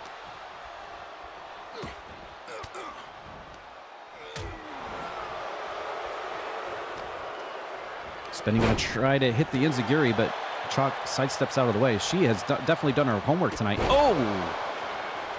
full Nelson into the kick to the back on the women's champion. And now Chalk is set and ready for a finisher here. Uh-oh. He has her up. Oh, my God. A huge choke bomb, side choke bomb on the women's champion. Goes for the cover, and Spinny kicks out. Great back and forth match here between the CPW, the second ever CPW women's champion, and Chalk. A very highly rated competitor in the women's division for sure. Great matchup here. And Spinny going for the kicks to the stomach area, and now throws a few left hands into Chalk, and it looks like she's been busted open. Another cut above the right eyebrow. And once again, Chief EMT Comatrix going to be real busy tonight with all of the people that have been walking away from their matches tonight busted open. I think the line is in the medical office back there is out the door at this rate. Spinny's got a finisher ready here. She's going to... No! Tried for it, but Chalk had it scouted. Man, despite all of her cockiness tonight, Chalk has really been scouting Spinny tonight. She has failed to connect on any of her high-risk maneuvers. Oh, here we go. And Whirly Bird again by Spinny catches Chalk off guard on that one. And she's going to try to put her up into the top corner of the ring, and does, but Chalk slips out and counters that maneuver. Chalk now maybe going for another knee drop. Ooh, yep. And those metal spikes on her boots are not going to help matters much, that's for sure. Now Chalk here going for the leg. Working the leg over. What is she going to... Oh, now Chalk's turn to go high risk here. Here she goes, and a big top rope crossbody. Takes the women's champion off her feet. Chalk now working the leg again. And now she's got a finisher locked in and ready here on Spinny. Could this be the end? No, Spinny counters it. Nice counter, and fires back with a huge spear, catching Chalk off guard. Goes for the cover. Is she going to get it right here off of that? And she does. Oh my God. What a great match. Spinny comes back, reverses the finisher. That would have been all she wrote for Spinny, but she comes back at the last second, hits that spear, and gets the win over Chalk. Great back and forth match there.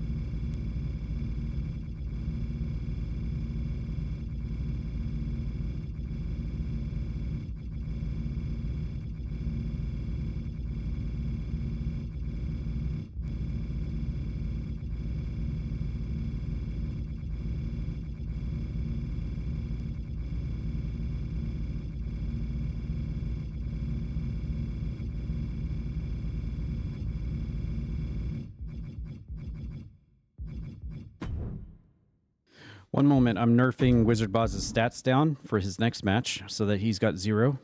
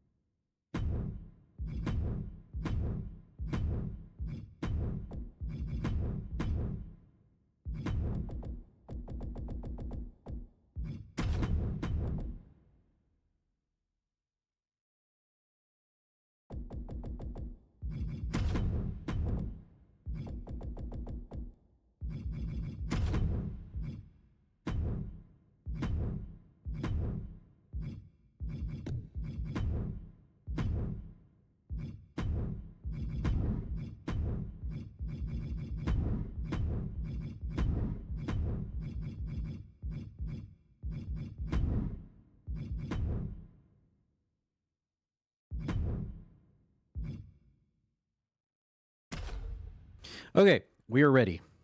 I had to double check on something real quick before this next match, which is in the hardcore division.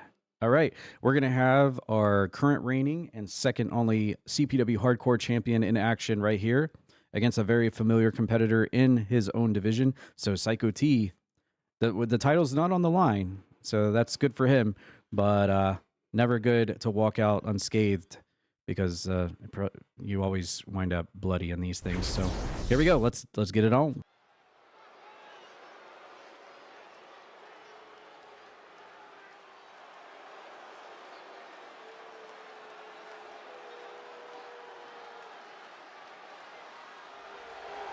The following is a triple threat Extreme Rules match. Making his way to the ring from Kansas City, Kansas, weighing in at 250 pounds, Jesse Max E.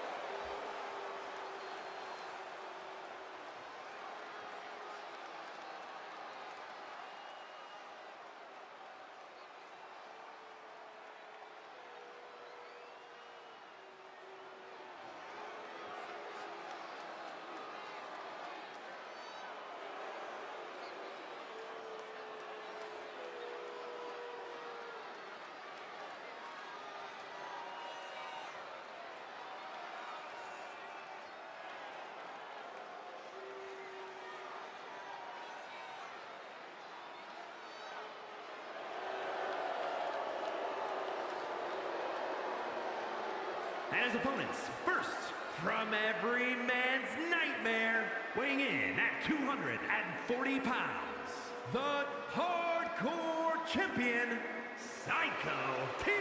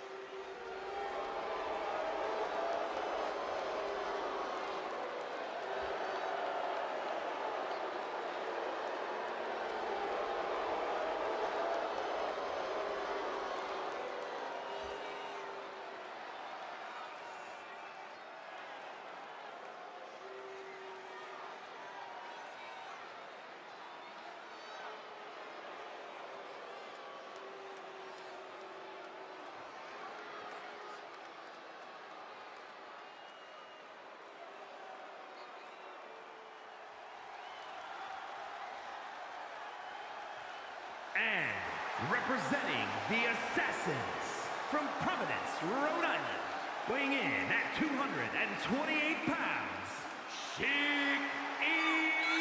Shawn.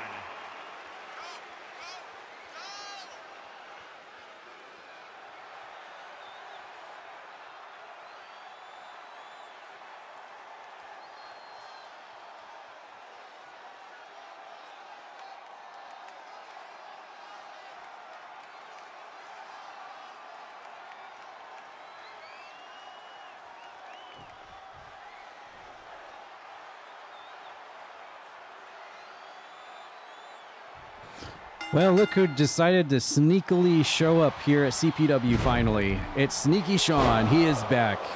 And in previous multiverses, he was knee-deep in the hardcore division, a former hardcore champion, and another member of the Twitch community that we unfortunately lost in real life many years ago. Rest in peace, Sneaky. Just like Domino, I said, as long as I continue doing the wrestling, I'll always have a spot on the roster for Sneaky and Domino, as tributes to the both of them. So Sneaky has finally arrived to the roster. Always a spot open for him, and he is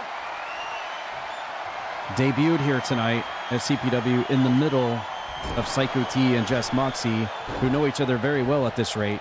Probably the two strongest contenders in the hardcore division, I would say, at this rate.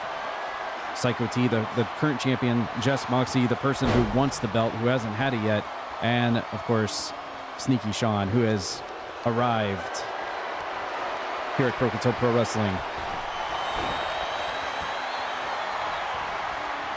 Still the same old mask, a little bit of a change different suit, it looks like.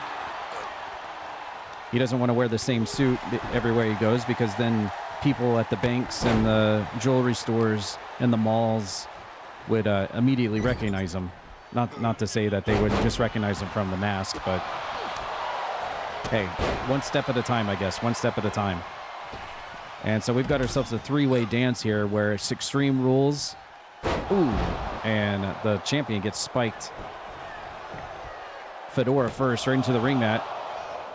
And I'm not sure if this is elimination or not. Ooh, a bulldog onto Sneaky there. So every man for himself for sure. There's only going to be one winner walk out of this thing. Weapons are allowed, by the way. We just haven't seen them yet. Now, whether or not this is elimination rules or not, that I guess we'll find out. Ooh, harsh elbow shots by Jess Moxie onto Sneaky. Welcome back to CPW. We've had, two debuts tonight.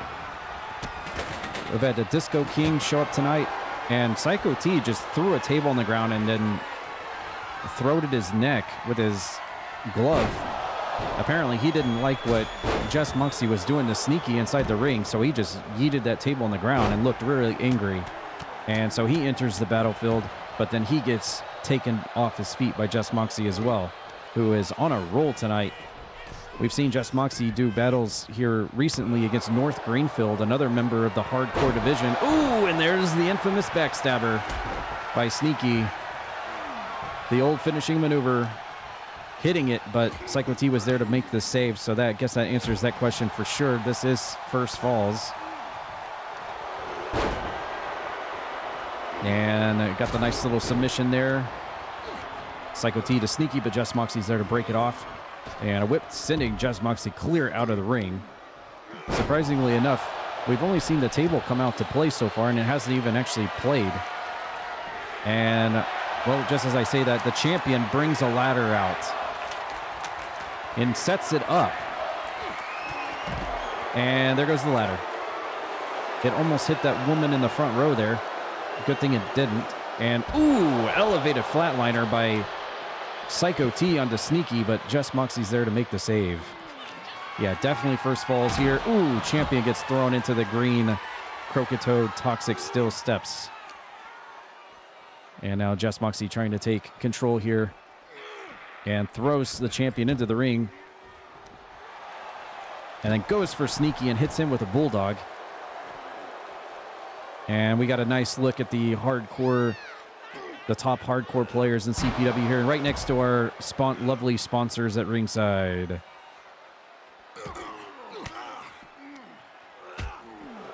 Sneaky down on the ground, as his theme song suggests, and Just Moxie getting thrown into the ladder. Nope, back elbow. Sneaky ducks under the clothesline from Psycho T. And Sneaky Shawn with a nice fall-away slam. Basically throws the champion right to Just Moxie. And Psycho T slammed into the steps once again. And Sneaky Shawn taunting Just Moxie, and that's not the thing to do. He goes quickly for the lateral press here. But Psycho T was there to break it off. And Bricks of Coke, what's going on? Welcome to the stream. Welcome to CPW, live every Tuesday night. Members of the Twitch community and viewers doing battle here. Wrestling, CPU versus CPU simulated matches.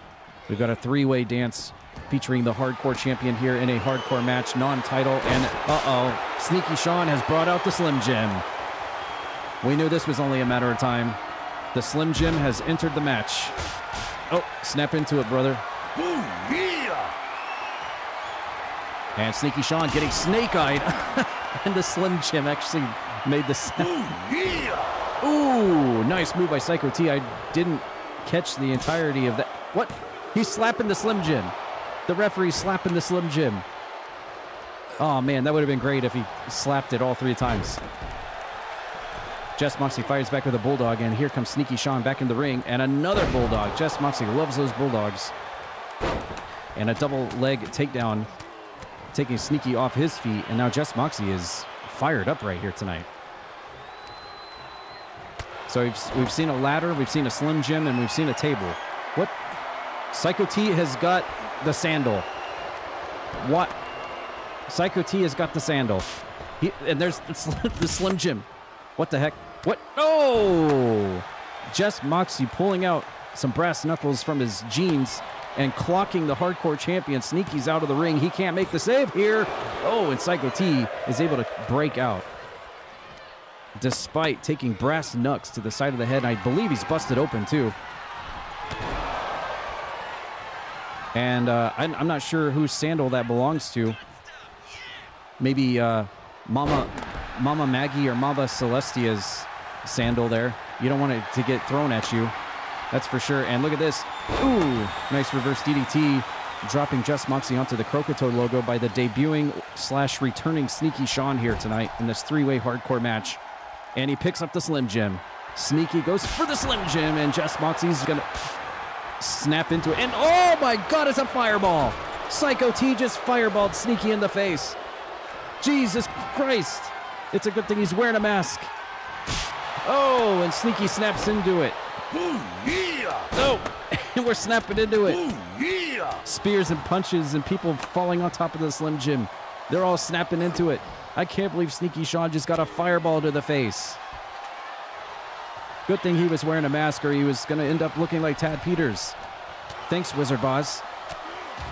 Oh my God, this three-way match, hardcore Extreme Rules match has totally broken down here. And Jess Moxley was going for the Slim Jim. Oh, I thought he was gonna yeet him out of the ring.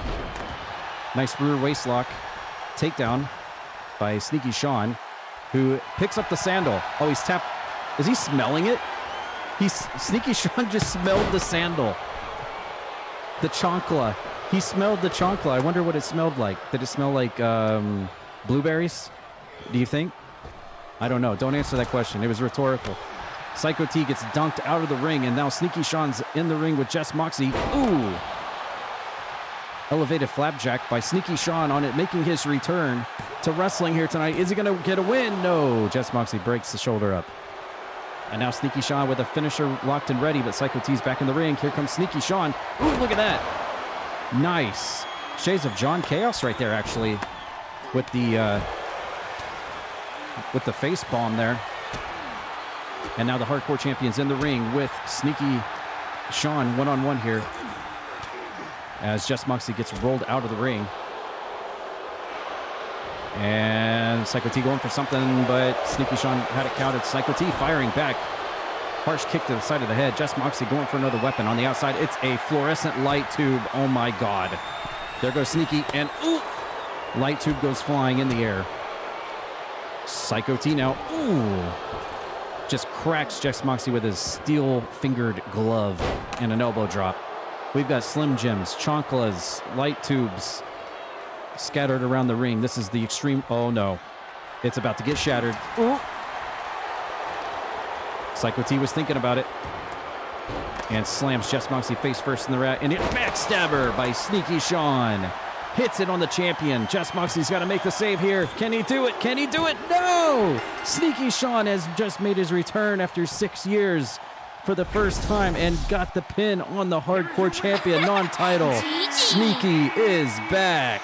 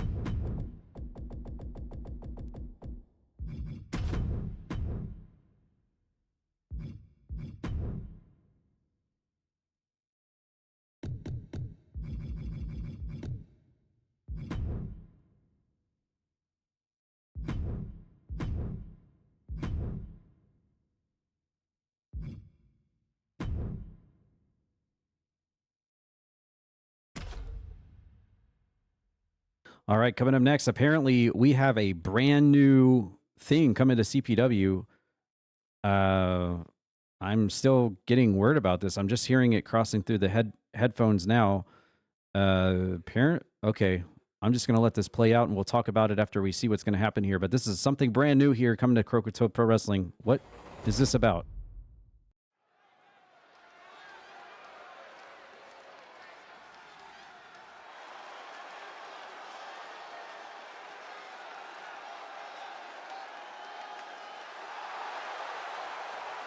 The following contest is scheduled for one fall. Making his way to the ring from Denver, Colorado, weighing in at 291 pounds, Big D.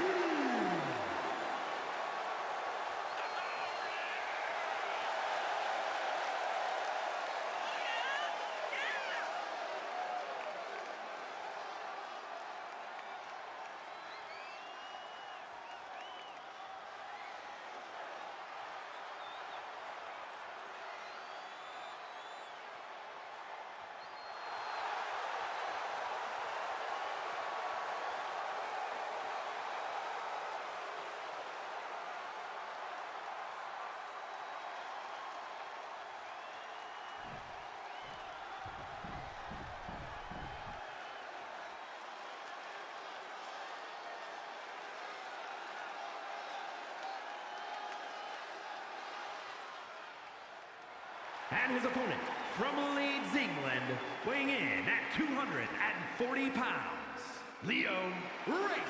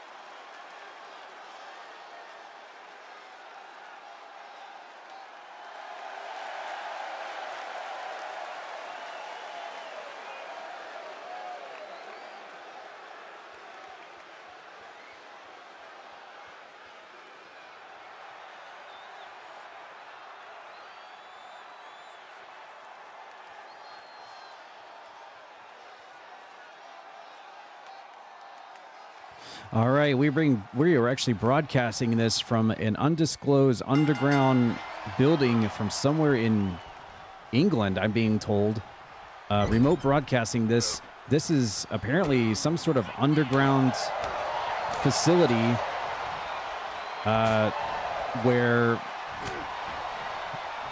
Really? That's what's happening? Okay, well, I'm being told that this is an underground fighting circuit in England, which is where Leo Reigns has been training and has always trained through his bare knuckle fighting career. Obviously, it's not bare knuckle here because he's got tape on his hands there, but apparently this match is set for first blood rules. The only way to win is to make your opponent bleed. There are no pins, there are no submissions, there are no ring out counts, none of that sissy stuff. The only way to win... Actually, I guess there are countouts. Never mind. There are countouts in this match. That will be removed in future versions of this challenge, but definitely pins and submissions are disabled, so the only way to win is to knock your opponent senseless so much that they actually bleed and the referee calls off the match. So this is apparently some kind of new challenge we're going to be seeing at CPW. I guess you could say hosted by Leo Reigns. I mean, I guess Leo Reigns won't be involved in every single one of these matches, but this is where he thrives. This is where he's been. This is his hangout. This is his underground club in his facility, his building, amongst his people. So I guess whoever he decides he wants to invite out here to compete under these rules can take up the challenge and come to England and fight here in this remote location, separate from the CPW arena, and Big D is going to be the first one to step up to that challenge. A man that will never back down from any challenge, as far as I'm concerned, is Big D. And if it's a fight you want, this is definitely the place to be. Nice suplex there from Leo Reigns. Ooh, stiff shots to the head in the face area. And that's going to be the overall objective of this match, is try to target the opponent's face, head, forehead. All right, see you guys back at that spot. All right, guys, I'm back at this spot. We've seen a lot of people bleed tonight, so there'd be a lot of people that would lose this match for sure after they have leaked blood all over their matches tonight. And obviously the challenge applies to men and women, of course. This is CPW. We don't discriminate. But yeah, it's Big D here in this First Blood Challenge here at Club UK, or should I say Club Leo Reigns, here in England. This underground building, underground fight club. And we'll see if Big D can overcome the challenge here and bust open that already cut forehead of Leo Reigns. Or will it be Leo Reigns winning in his own type of match scenario here over the big man, Big D? Still to come tonight, we still have the last two quarterfinal matches of the TV title tournament. We've got Roxas versus Mike Metal.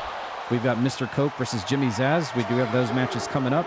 And I'm also hearing that we are going... Oh, God. Are you serious? We are going to be hearing from the Dead Zone tonight.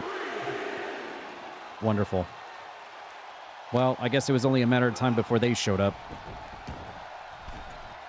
It's already been a wild and woolly show without the Dead Zone being anywhere on it.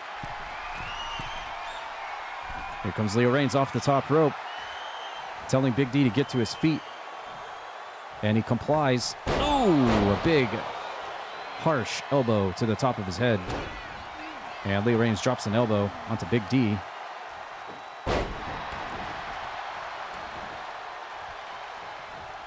Leo Reigns backs up into the corner. Stomps from Big D. Ooh, face scratches with the boot. That'll definitely cut open that. Break open that cut on his forehead for sure. Big D getting fired up here. Uh-oh. He's looking for that backpack stunner. And he's going to connect. Ooh. With ferocity. And stomping on the right fingers of Leo Reigns. Good strategy there from Big D, actually. And after hitting the finisher, you'll notice they have not gone for pinfalls or submissions because there are none. You have to literally make your opponent bleed. And here comes Big D to the top rope, going for high rip. No, he decides against it. Probably a good idea there. Big D now. Oh, he's going to go for that torture rack submission hold. Oh, man, he's going to completely stretch Leo Reigns out here like he's never been stretched. Oh, and look, he's tapping. Leo Reigns tapping here in front of his home crowd. But there are no tap outs in this match. Oh, he tried to go for the overhand pop. That would have probably busted him open there. And big back body drop onto Big D. And that's where the... uh-oh. Leo Reigns now exposing the buckle here in this underground bloody fight club here. The first one we've seen here at Croakitoad Pro Wrestling. You can definitely bet all the fans, all the UK fans back there, definitely betting on this one. Betting all their hard-earned dosh on who's going to win this thing. Leo Reigns now jockeying for position, but Big D kicks him off. Dosh, grab it while you can. Whoa, lads. what the heck was that? Big D went fly. I don't think I've ever seen him fly that high before. Ooh, face first into the turnbuckle pad. Does not use the steel buckle down in the bottom left. Uh-oh, this could do it right here. Oh, and it does. Oh, my God, this hard steel buckle. And let's be honest, Leo Reigns was walking into this thing with a cut already on his forehead, and Big D walks out the winner in this underground fight club blood-only match.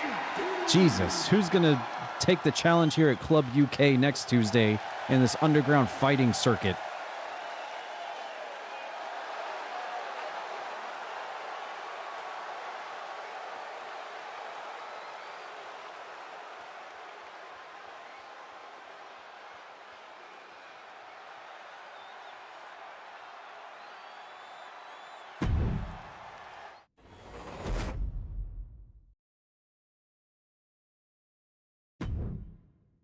welcome.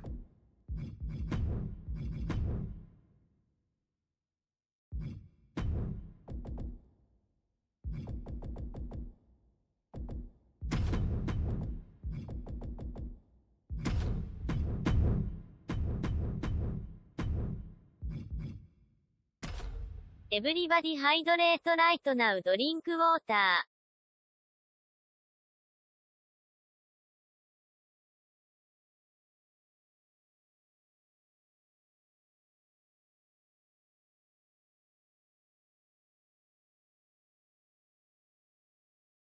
Welcome.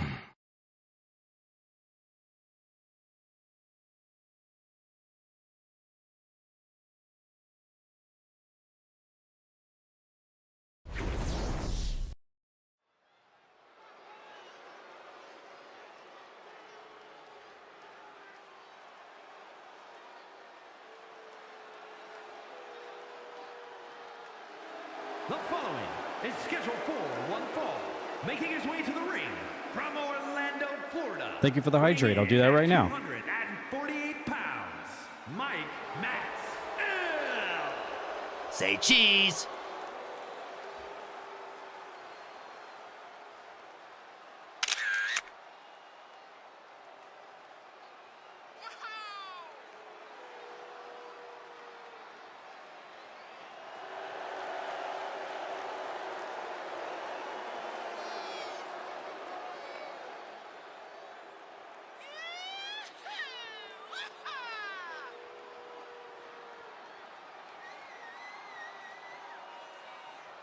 Oh, you caught me with that behind-the-scenes screenshot on Discord. Well, there you go. There's proof that I actually hydrated. All right, one of our last two matches in the Twitch.tv title tournament. Quarterfinals match here. Mike Metal versus Roxas.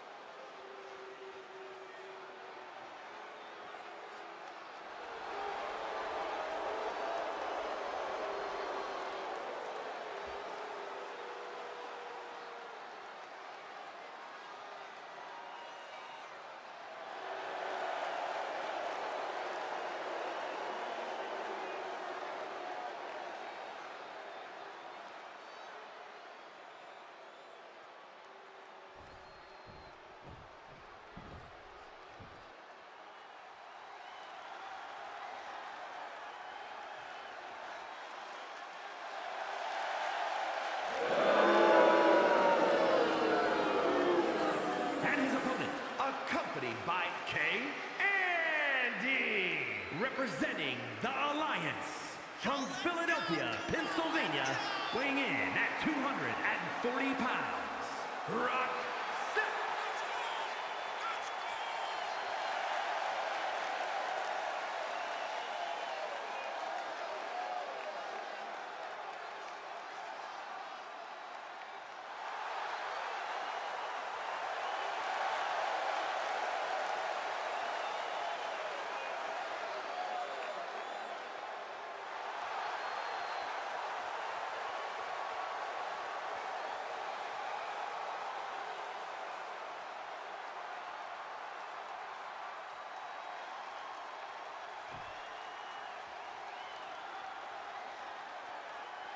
Okay, here we go. We've got Roxas taking on Mike Metal in the Twitch.tv title tournament quarterfinals matchup.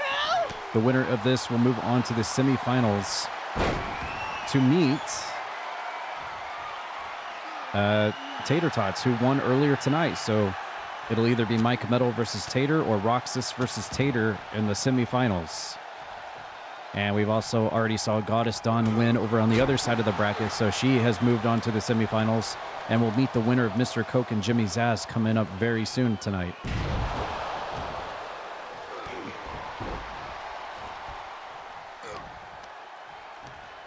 And there goes Roxas sending Mike Metal into the corner, and we notice that Candy Sucks has joined Roxas as manager here tonight in this title match, this tournament match. As Roxas tries to take initiative here on Mike Metal, who has worked hard to make it this far. Mike Metal has got wins over Julie and Raynor to make it this far. Whereas Roxas has defeated Miles Wildmore and Feats to make it this far. 2 very long, perilous journeys for both of them to be here in the semifinals, or the quarterfinals, I should say. And yeah, the whole meme is still on the table. It's still on the playing board of seeing Coke versus Roxas in the finals. I mean, it could very well happen. Roxas has to obviously get the win here over Mike Metal. And then if he wins here tonight, he's got to beat Tater in that last match. And then he's in the finals. It will be interesting to see if the AI decides, if the fate of the worlds, if the fate of the Kingdom Hearts decides to put Coke and Roxas into the finals. And there's Candy getting up onto the ring apron to mess with the turnbuckle pad. She's been very hands-on since she has showed up here at CPW, helping Roxas and Mr. Coke both to big victories in their matches. We saw her very hands-on, big time in their matches last Tuesday, on last Tuesday's episode of CPW. And look at this. The exposed buckle. We saw what happens when a head hits that in our last match in that Fight Club match with Leo Reigns. And Mike Metal hitting the top rope crossbody and connecting on Roxas on the outside of the ring. So the plan by Candy Sucks has backfired, and Roxas went, look at Candy Sucks here grabbing Mike Metal. Look at that. Look at Candy Sucks getting definitely hands-on with Mike Metal there. And Mike Metal out of nowhere hits the RKO, as the name implies, and goes for the cover, but the referee's busy putting the pad back on, which buys Roxas some time. And now Roxas is actually in big trouble here. Mike Metal's got another finisher locked in. And he's gonna, this is that Osaka Street Cutter. That's his finisher. That's his official finisher. And Candy Sucks throws a kendo stick in the ring. And look at the referee taking his time, putting it out. Now goes for the cover here, buying Roxas more time there as Candy Sucks. Probably the smartest manager on the entire CPW roster. She just saved Roxas's life twice in a span of 5 minutes right there. It's a good thing they picked her up in the mean streets of Vice City, because she is definitely helping and putting her work in here. Mike Metal obviously not going to be too happy about that. I'm sure he feels like he's had this match won twice now. And Roxas fires back with a lariat. He's going to try to get some offense going here, because he is desperately not looking good here. Into the ropes goes Roxas. Jumps over, leapfrog over, and Metal trying for the back elbow, but Roxas catches it. And now he's going to direct Mike Metal into the ring ropes next to Candy. And Roxas and Candy both. Look at Candy again going for the turnbuckle pad. Boy, she is just on a tear as a manager here. Roxas with the fireman's carry and slappies. Mike Metal is going to be very angry about that, I'm sure. But it is Roxas. And stomps the side of Mike Metal's head. And now Roxas has got his finisher locked and ready here. Can he capitalize? Ew, nice. Leaps up and hits the spiking DDT, but is it enough to put Mike Metal away? Let's find out. 1, 2. No, Mike Metal powers out. And Roxas going for a springboard and hits a nice, almost like a twisting crossbody there. Mike Metal backing up into the corner as the referee's preoccupied again. What is Roxas doing? He is just resting on the top turnbuckle pad and clotheslines Mike Metal from behind while he's in the corner.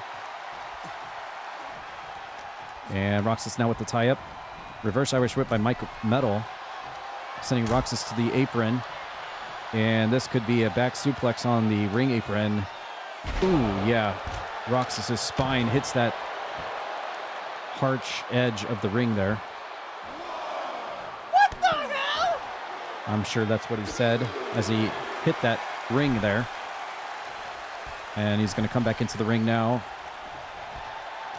Tries to dip away from Mike Metal, but he had it scouted. Roxas with a couple elbows. And Roxas again with that DDT. That front latching DDT, and spikes Mike Metal again into the ring mat. And oh my God, Roxas just did it. Roxas has just defeated Mike Metal and has moved on to the semifinals to face Tater Tots in the next match.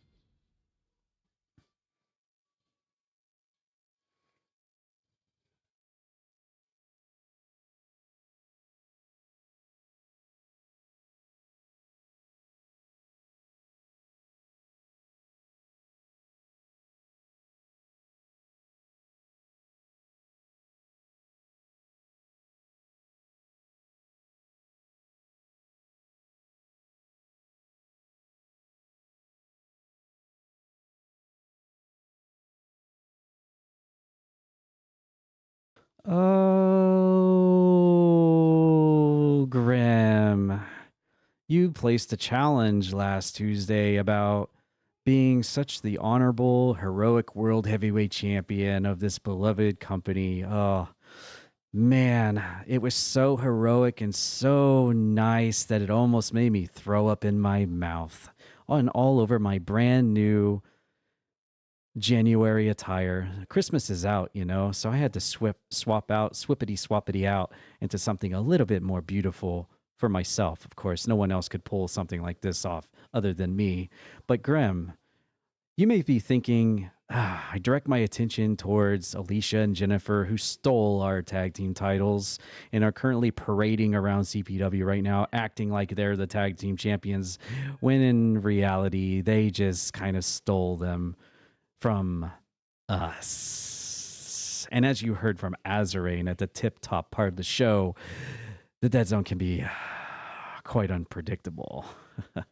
Since I seem to be the spokesperson for the group these days, other than Azarane, of course, who is also a very lovely and beautiful spokesperson in his own right, well, I decided to take you up on that offer there, Mr. World Heavyweight Champion, just because you think that me would be going for the World Heavyweight Tag Team titles with my partner. You might know my partner, actually, in fact, Grem. You might know her. Her name's Ashterial. And we were once tag team champions. Actually, we still are tag team champions. We just got our belts taken away from us by those thieves, the Unity. Yeah, bunch of thieves they are. But we saw what happened to them last Tuesday. With Miles under the spell of the Dead Zone, looking more beautiful each and every week we see him, with Jennifer getting completely annihilated in the parking lot backstage by my partner, my best friend, my soulmate for now, Ashterial, there, Grem. And let me just also point out, it's a good thing that you didn't see what happened to Jennifer last Tuesday. It's a good thing that the cameras cut away from that fiasco because, let me just tell you, it wasn't pretty. It wasn't pretty at all, unlike me, who's the most beautiful person on this entire roster. But yes, Jennifer, I really hope that you recover swiftly from your hospital bed after what happened to you at the hands of Ashterial. She did quite the job on you. But speaking of hospital beds, let's talk about what happened to Alicia. Oh, the humanity. Oh, jeez. I just can't. My pearls are being clutched. So, where are my pearls, actually? I forgot them. I need to add that to my repertoire next Tuesday. But poor Alicia, poor dear Alicia, got to see what it felt like to experience the true power of the gods. And by gods, I mean Anubis Khan and Noel Schmosher. Boy, we'd never expected those two to team up and become the true unity, did we? Well, Alicia got to feel what it felt like to meet a team that is truthfully, rightfully, should claim the name Unity, in fact. And, well, you know what? Maybe it's a good thing that they are the tag team champions, because at least we don't have to deal with those two big, giant monsters breathing down our necks like you two. So with that being said, I'm going to let them have their little bit of playtime. Those titans can go ahead and destroy you all they want and make you a little bit more softened up for when me and Ash come swooping in and taking our titles back. Oh, and by the way, you two big, bad titan monster boys, make sure to leave a little bit left for the Dead Zone, but at the same time, you might be big, bad, and strong and monstrous and scary, but remember, the Dead Zone is just like that. So you might want to rethink any plans of disrupting our plans, because we have numbers, we have strength, and we have relationship goals, right, Ash? Yeah, no, she's not here right now. She's getting ready for... Wait, why is she getting ready? Oh. So, okay, back to the original point of why I called this time here, other than for all of you to see how beautiful I am tonight. So yeah, Mr. World Heavyweight Champion, you opened a challenge up to anybody. So guess what? You're gonna... you said you would put your title on the line and challenge anybody that would step up to the plan and be a defending, rightful, truthful hero of the Croakitoad Pro Wrestling. Oh man, that's so great. Blech.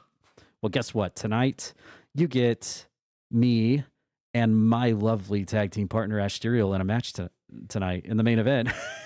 How do you feel about that, Grem? Oh, this is going to be so great. You're going to be so torn. Do you hit your wife?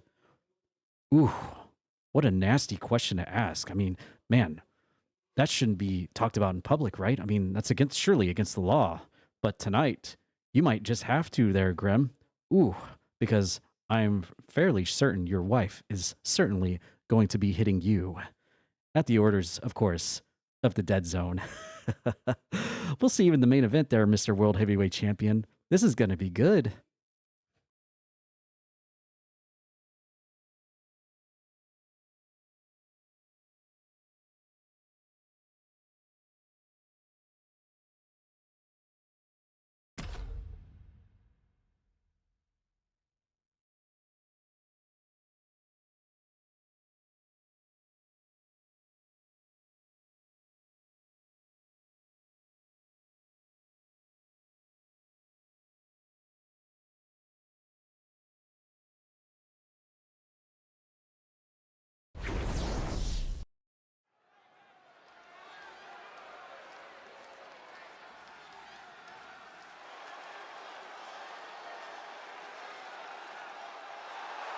The following contest is scheduled for one fall, making his way to the ring, representing the good guys from another time, weighing in at 216 pounds, Jimmy Seth.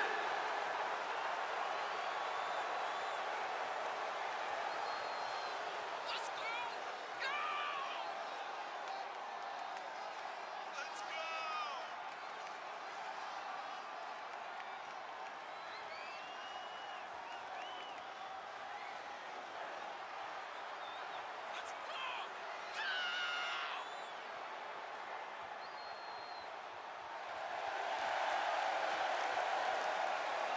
Oh yeah, there it is. There it is.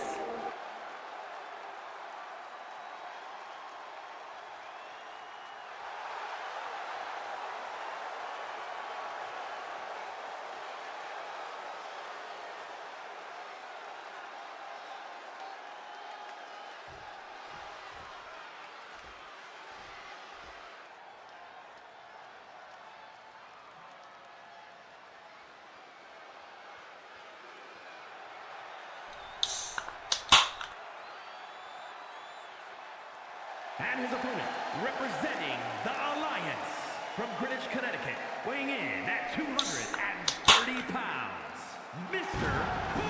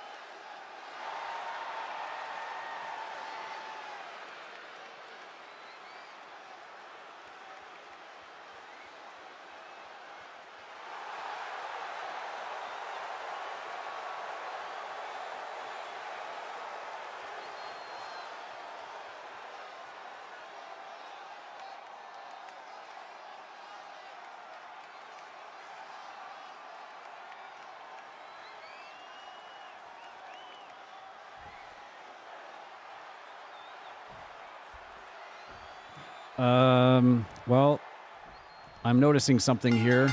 Mr. Coke's forgetting somebody. The glue that holds the team together has not joined Mr. Coke here for this match against Jimmy Zaz. Is this an executive decision on the part of the person who won the match at Snow Brawl by Roxas not to allow Candy Sucks to be out here with Mr. Coke tonight in this match? Or is this just a simple, honest mistake? Well, Mr. Coke's out here by himself, lonesome. No manager for this one against Jimmy Zaz in our last quarterfinal match of the entire tournament. I feel like if Mr. Coke loses this match, I mean, I feel like there could be some resentment there at the fact that Candy Sucks didn't come out here to help him out. But we'll see. Ooh, nice move by Jimmy Zaz with the quickness off the top rope with a big moonsault, catching Mr. Coke off guard. And here he comes with the clotheslines and a back heel trip. Catching Coke off guard. Jimmy Zaz, not to be overlooked here. We're usually trying to find him in the where in the world is Jimmy Zaz vignettes every Tuesday, but when he actually shows up in the ring, he can be a menace. Oop, and a kitchen sink sends Mr. Coke up and over off the ropes, and an elbow drop from Jimmy Zaz. We're in our quarterfinals. The winner of this match will meet Goddess Dawn in the semifinals. So imagine that. 2 women of CPW have made it to the semifinals of this entire tournament. That's pretty much par for the course here at Croakitoad Pro Wrestling. You gotta love it. Women's roster is large and in charge. Oh, Jimmy Zaz trying to go back to that magic again with the top rope moonsault, but completely face plants. And there's Mr. Coke shaking him up like a fizzy bottle and just slamming the back of Jimmy Zaz's head into the mat. This is our semi-main event of the evening, ladies and gentlemen. Our main event has just been revealed. More dastardly evil plans on the part of the Dead Zone coming up next, involving the World Heavyweight Champion and, of course, husband and wife torn in between all of that. And, of course, the conspirator himself, the conniver, Tad Peters of the Dead Zone, obviously stirring things up as he always does. And Mr. Coke's being sent outside of the ring by Jimmy Zaz. And Mr. Coke, look at this. Oh, nice. Almost a Norman Smiley-esque body slam there. And picks him up deadlift style into the Oklahoma slam. And Jimmy Zaz getting the air knocked out of his lungs for sure on that one. Mr. Coke throwing Jimmy Zaz across the ringside area. Mr. Coke defeating Shadow Chrono and Shawn the Show Broderick to make it this far. Whereas Jimmy Zaz defeating Gumby Vince and Mr. Cantot to make it this far. Impressive victories for everybody under their belts who have made it this far. And Jimmy Zaz now going for the cover. Now that we're back inside the ring, Mr. Coke immediately kicks out. Jimmy Zaz back kick into the stomach, and there's the Shining Time Wizard. That's his finishing maneuver on Mr. Coke. Is it enough to put him away, though? Might be too early. And Coke powers out with the left shoulder. Not going to be put down by Jimmy Zaz, who's up to the top rope and hits the top rope splash. 21 just subscribed. Off the top rope and completely lands on top of Mr. Coke. He's going to go for it again. Second time. And there he goes, but it does not pay off the second time. Mr. Coke had it coming. What's up, Jay? How's it going, man? Thank you for the resub. How's training going? You coming to the Natural Nationals? Good to see you. Welcome to our Tuesday night wrestling show, where all my Twitch viewers fight each other. Computer versus computer. Good night, Alicia. Rest well on that wrist. Ooh. Had him up with a small package and bombs him on the outside of the ring. Jimmy Zaz. Couple of kicks to the legs. Mr. Coke back in. And, whoa, wow. Completely launches Jimmy Zaz up into the air. He's not a very heavy guy. Uh-oh, Mr. Coke. Cold Coke Stunner. Cold Coke Stunner. That's the finisher of Mr. Coke. One of them, at least. And hits the Cold Coke Stunner on Jimmy Zaz. Is that enough to put Jimmy Zaz away? Price check on a jackass. No! Somehow Jimmy Zaz kicks out of the Cold Coke Stunner. And Mr. Coke now going to continue his assault here. Jimmy Zaz lands on his feet, spins Mr. Coke around, going for the Unprettier, and gets it. Shades of Grem. Jimmy Zaz and Grem trained together, so it would make sense that they both share the same moves. Look at that. Jimmy Zaz was going for his next finisher attempt, but Mr. Coke sidestepped out of the way, and Jimmy Zaz is now busted open. I think one of his googie eyes is bleeding now. Let's hope not. That would be very disgusting. You're trying to recover. Oh, what was that? Sorry, I missed it. I got handed a cup of coffee, and as a cover, 1, 2, 3. No! Oh my God! Have you ever seen a pin so close than that? What?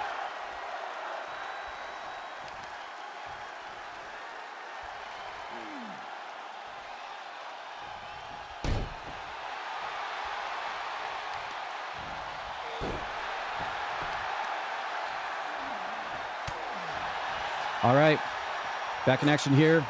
Mr. Coke, I think, has been, if he's not busted open, what's he going to go for? He's got the butterflies. Stalling, letting the blood rush to Jimmy Zaz's googie eyes, and drops him right on the Croakitoad logo. Trying to make a meet, finally recovered from my injuries. That's good, Jay. I'm glad to hear that, man. You ought to just come down to the Natural Nationals and hang out, man. If you can.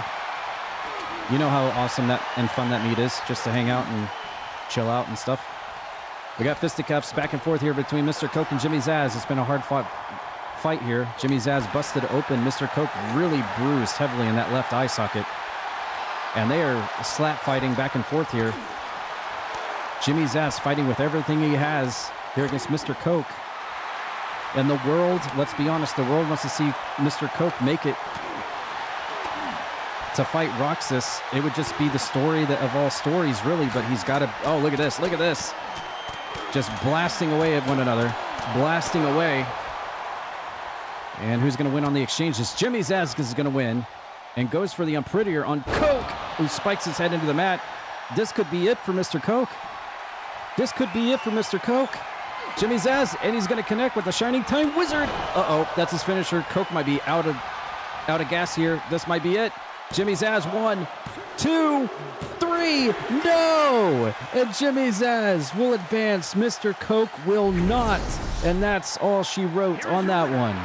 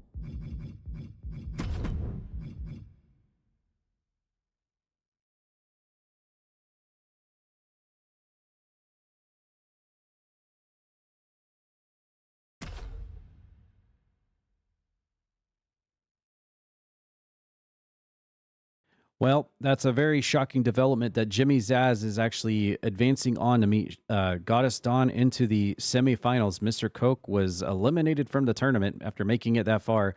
So we will actually not see the match of all matches, Coke versus Roxas, in the tournament. But I have to say, Mr. Coke might have some discretions to be talked about. The fact that Candy Sucks did not follow him out to the match. Was that an executive decision on the part of Roxas as part of the team since he won the match for the month of January? I think Mr. Coke might have an argument there for losing the match.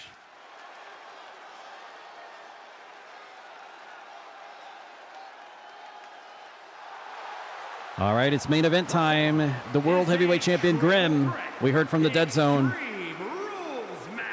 How is this going to go? Representing the good guys from Louisville, Kentucky, weighing in at 220 pounds, the World Heavyweight Champion, the Hero Grem.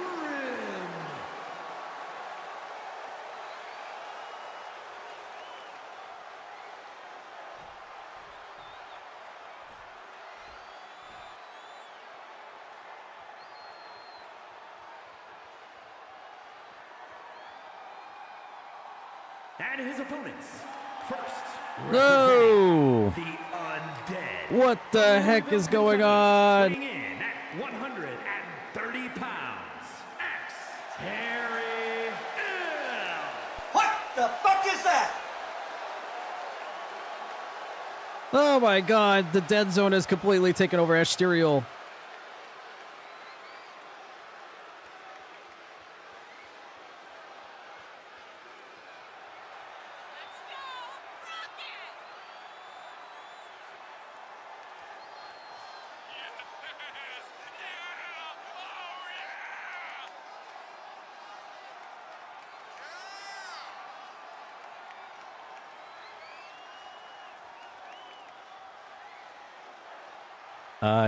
We've definitely seen a ghost.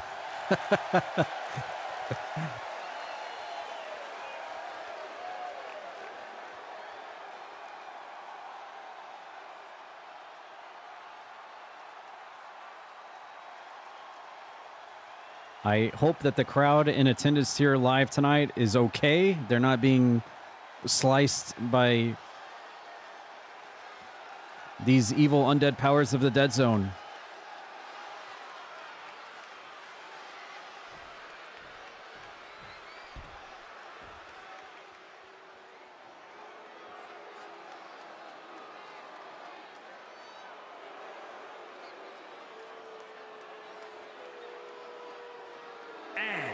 Representing the Undead from Norman, Oklahoma, weighing in at 200. Wait, turn the glitch back on. Turn the glitch back on. I don't want to see this.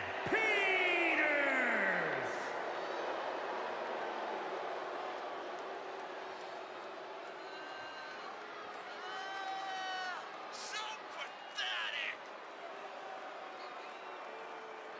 Oh, you're going nowhere!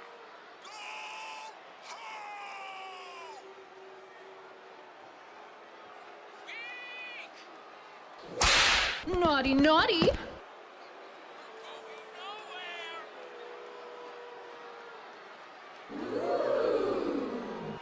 Wow, chicka wow wow, chicka wow wow.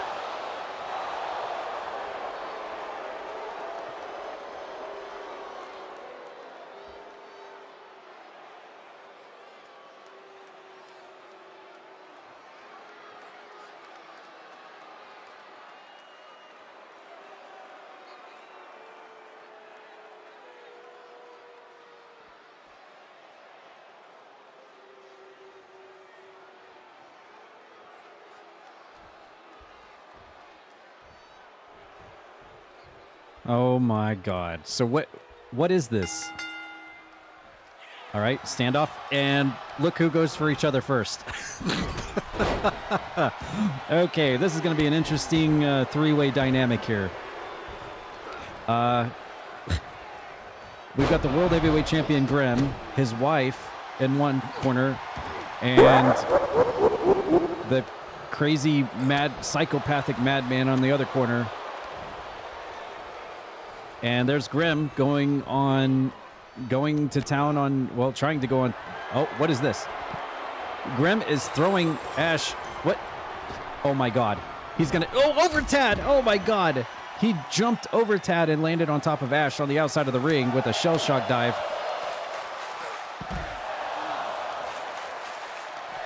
And what this means is that Tad and Ash can actually fight each other amongst this match. Well, it is the dead zone, and really there's what did they say? There's no honor amongst thieves, I guess. Although if you ask the dead zone, the thieves are Alicia and Jennifer, after what we heard earlier. But the dead zone don't... Oh, and there's meeting of the minds right there. Grem slamming his wife's head into Tad's head. And there's the tie-up. Former tag team champions. Tad throwing Ash into the ring, and now the world champion. Whoa, there goes Ash. Oh, and she missed. She tried to dive onto both of them, and she slipped off Grim's googie head. And here comes Tad back into the ring with Grem. And he gets rear waist locked by his wife from behind, Ashterial. And then that allows Tad to come back, and then Ashterial drop kicks him in the back. See, there is a little bit of infighting between Tad and Ash here on this deal, but I feel like there's a lot more of them working together against Grem than the other way around. Interestingly enough.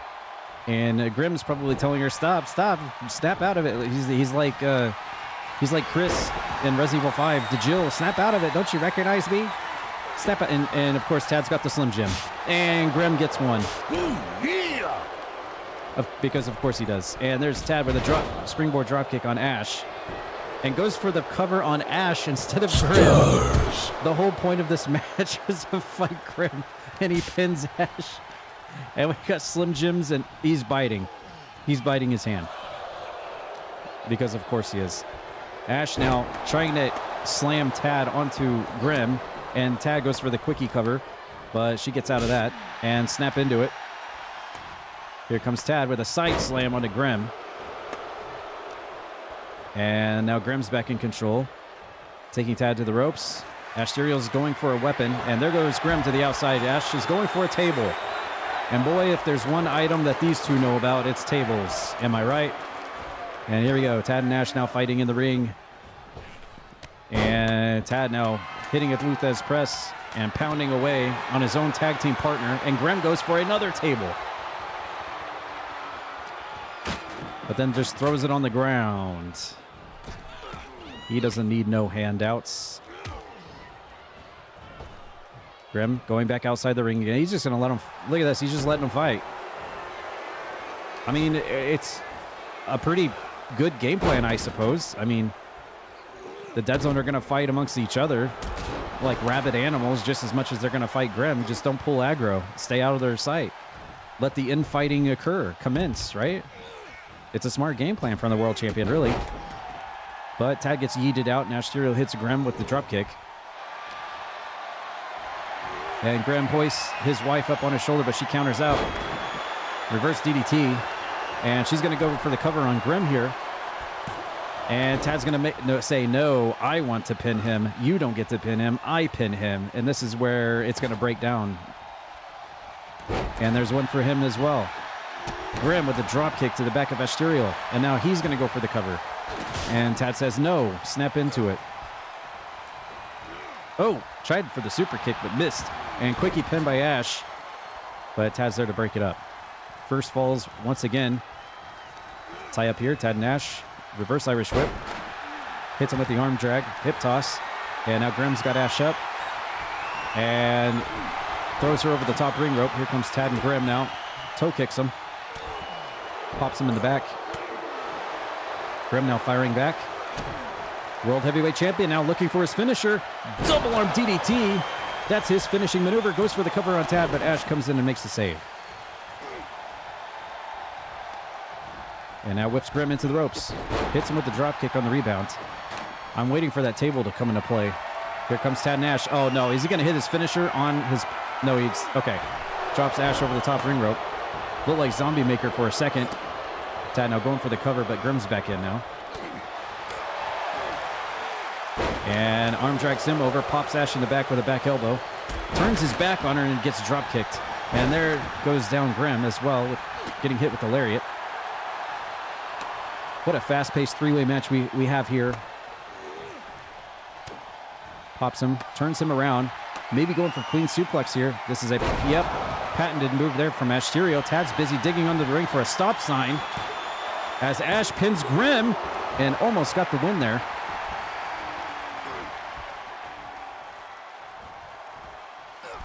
And Tad going for the springboard, and it cracks his own tag partner in the face with a drop kick, busts her open. Grem's got to make the... I mean, if Grem wants to walk out on paper as the winner, he's got to have eyes in the back of his shell, too. But really, you'd almost think that it might be better for Grem to just stay back and avoid them and just let them fight each other. But he's got a personal stake in this. You have to remember, that is his wife, so... Ooh, nice. Pizza roll by Grem onto Tad. Does not go for the cover. A fluorescent light tube has entered the match, by the way. Grem's getting ready for a finisher. Ash goes for the stop sign. Here comes the double arm DDT by Grem again. And connects. That's a finisher right there. Ash has got a stop sign. And Grem is taking it away from her. Is he going to crack her? No.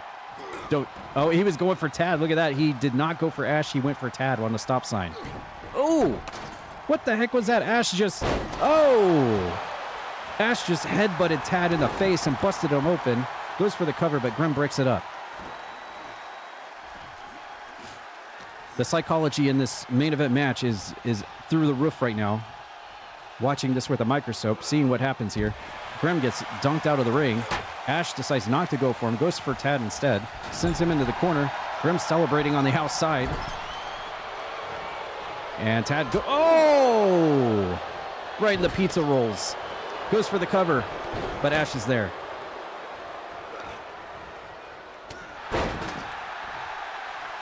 Uh-oh. Ash with the stop sign. Nope. Grem says no. And one for Tad too, but kind of whiffs it. Tad going for springboard again. Hits a drop kick, and this time busts Grem open. And now Ash returns the favor to Tad. Uh-oh, fluorescent light tube. Is she going to hit her husband? She does! Oh! Shatters a fluorescent light tube over Grem's chest and almost wins with it. Almost. Tad says, no, I'm beating the World Heavyweight Champion, not you. And here we go. Tad's got her up. And it's Zombie Maker time. Hits her with the cutter. This could be all she wrote unless Grem can get in there in time. And it looks like he might. He does. Makes the save. Oh, missing the senton. And now Grem and Tad duking it out again. Flying forearm shot takes him off his feet. Everybody's busted open. Ash's face is just literally covered in blood and bruises. And missing the big boot. Grem makes her pay for it. Stop sign to the back of Grem's head. He tried to go for Ash too, but she caught him before. And a clean suplex into the bridging pin by Ashterial on her own partner here. Is this going to do it? 1, 2, 3. She did it. Ashterial has just won the three-way match. She pinned Tad, not Grem. Say what you want about the ending of that one. That was chaotic.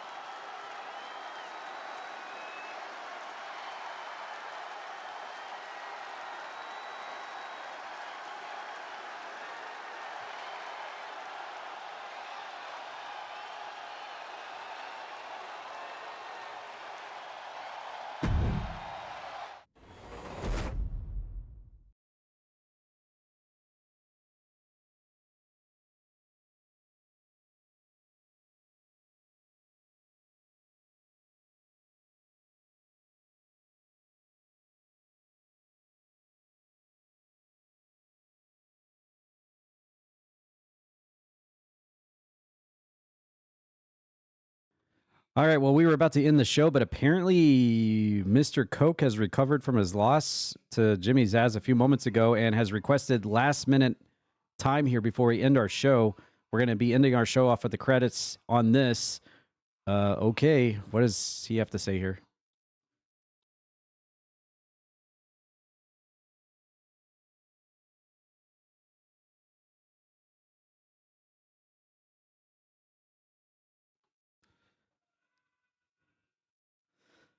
Okay, Roxas, you may think you might have the last laugh seeing me lose, so you don't have to face me in the tournament finals for the TV title, because you know if it was me versus you, I would actually beat you and show the entire world how much you suck with 2 C's and become the first ever television title champion. So that's the reason why you didn't bring Candy Sucks out to the ring to help me, just like she helped you. Oh, guess what, Roxas? It's almost as if you used cheat codes again to bring a manager out to the ring, Candy Sucks, to help you beat Mike Metal tonight. Sorry, I had to think about it. I'm still recovering from that match. My Coke's a little sprung up. All right, so yeah, Roxas, look, I know you won the 1 month that we got to be friends, and I'm forced to be your friend, and all this and all that. Bleh. But you know what? I'm calling you out right now about it. You used Candy Sucks tonight, and you didn't let me use Candy Sucks. She's both of our managers. Even though you're supposed to be the leader of this thing for 1 month, that's the stipulation. Still, you had her come out to your match, but you didn't have her come out to my match, and that's the reason why I lost. So I'm calling you out on it. In fact, I'm going to show you this little super secret little screenshot here that was taken last night, Roxas. You didn't know this happened, and I had this saved on my phone just in case. So I'm going to show the entire world right now at Croakitoad and Croakitoad Pro Wrestling.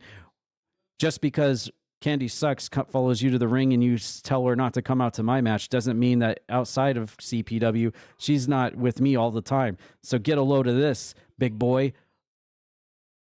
There's Candy Sucks right now on her Twitch stream, twitch.tv Candy Sucks, playing Paw Patrol. And look who's on the blimp. Look at Candy Sucks streaming Paw Patrol. Yep, I was there. I'm a mod for her channel. And that's what happened, Roxas. What do you think about that? So yeah, you may bring her to your ring to help you manage your matches and everything. But guess what? When we're not at the CPW and she's streaming on Twitch, Candy Sucks is streaming on Twitch, Paw Patrol, the video game, I'm right there. I'm her top mod. I'm her top VIP. I'm her top mod.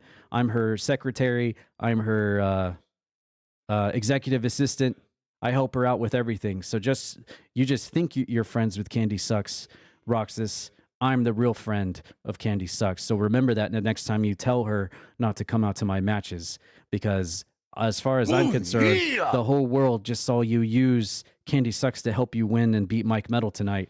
And yeah, you didn't let that happen to me. So that's why I lost to Jimmy Zaz. So thank you very much, Roxas. I guess I'll fulfill the rest of the couple of these weeks of January being your friend. But that's not going to stop me from taking pictures like this and calling you out, sucky boy.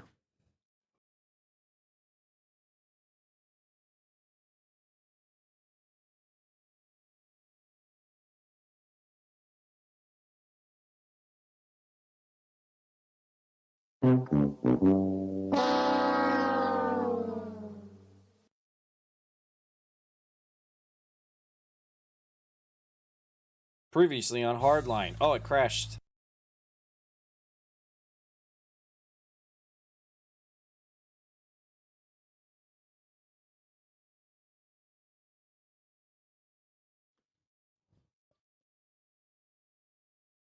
All right, that's going to be it for CPW this Tuesday. Thank you, everyone, for hanging out and watching. Thanks for the resubs. Thank you for the biddies as well. Thank you for the raids as well we had tonight.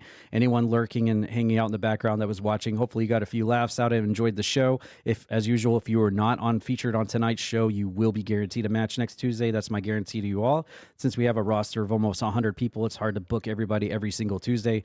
But and as well as anyone else out there listening that is not a part of the roster and you're interested, just shoot me over a Discord DM. We can talk about getting you on the roster. There's only a few spots left, literally like 6 spots left. But yeah, I'll see you guys next Tuesday for more CPW as we gear up towards the major event of January, which is always the last Tuesday of the month. We'll have the name revealed and a couple of matches already booked for the card. We know of already some steaming hot feuds going on right now for CPW heading into the major event of January, including the finale of the TV title tournament. That will actually take place on the pay-per-view itself for the TV title, the finale, the finish match of the entire tournament, as well as a lot of other stuff. Appreciate you all hanging out. Again, on tomorrow night's stream here live on the Twitch channel, I will be doing the Age of Mythology DLC expansion with Scorpios on hardest difficulty to get the last achievements on it. And as usual, I'm live pretty much every other night, completing and beating games all across the board. It's not just Tuesday night I'm streaming and doing the eFed, but we will be back next Tuesday with more Croakitoad Pro Wrestling. And as well as the huge news right now in terms of the eFed and wrestling and stuff is that 2K just revealed that they will be revealing news about WWE 2K25 on the last Tuesday of this month. So it's almost perfect. It's almost like they waited for me to come back to eFedding after 5 years to talk about adding intergender matches finally. Hey, where have I been for like 6 years where they didn't have it? And now I finally come back and there's rumors that they're going to add it back to the game. You're welcome. It happened again, trademark, as well as the news about 2K25 video game coming out on the last Tuesday of this month. It's almost like we almost do like our major pay-per-view event on the last Tuesday of every month where they decided to talk about this. You're welcome. I did it again, trademark. So there you go. Thank you, 2K, that's listening and watching every Tuesday night here on my stream, by the way. If you'd like me to play test your game, I would be more than willing to do it because I break your game every year. But yeah, that being said, joking aside, thanks everyone for hanging out. There's Badass Games coming in at the end. Oh, probably lurking the whole time, though. Good to see you, Badass Games. But yeah, thanks everyone for hanging out. Let's see who we can send a raid over to tonight, because I will be done streaming tonight. But yeah, I'll be back tomorrow. Age of Mythology DLC expansion with Scorpios to finally get the 100% achievements on the game. Let's see. Oh, there's a lot of people on right now. Oh, you know what? I never get a chance to raid this guy because he's never really on.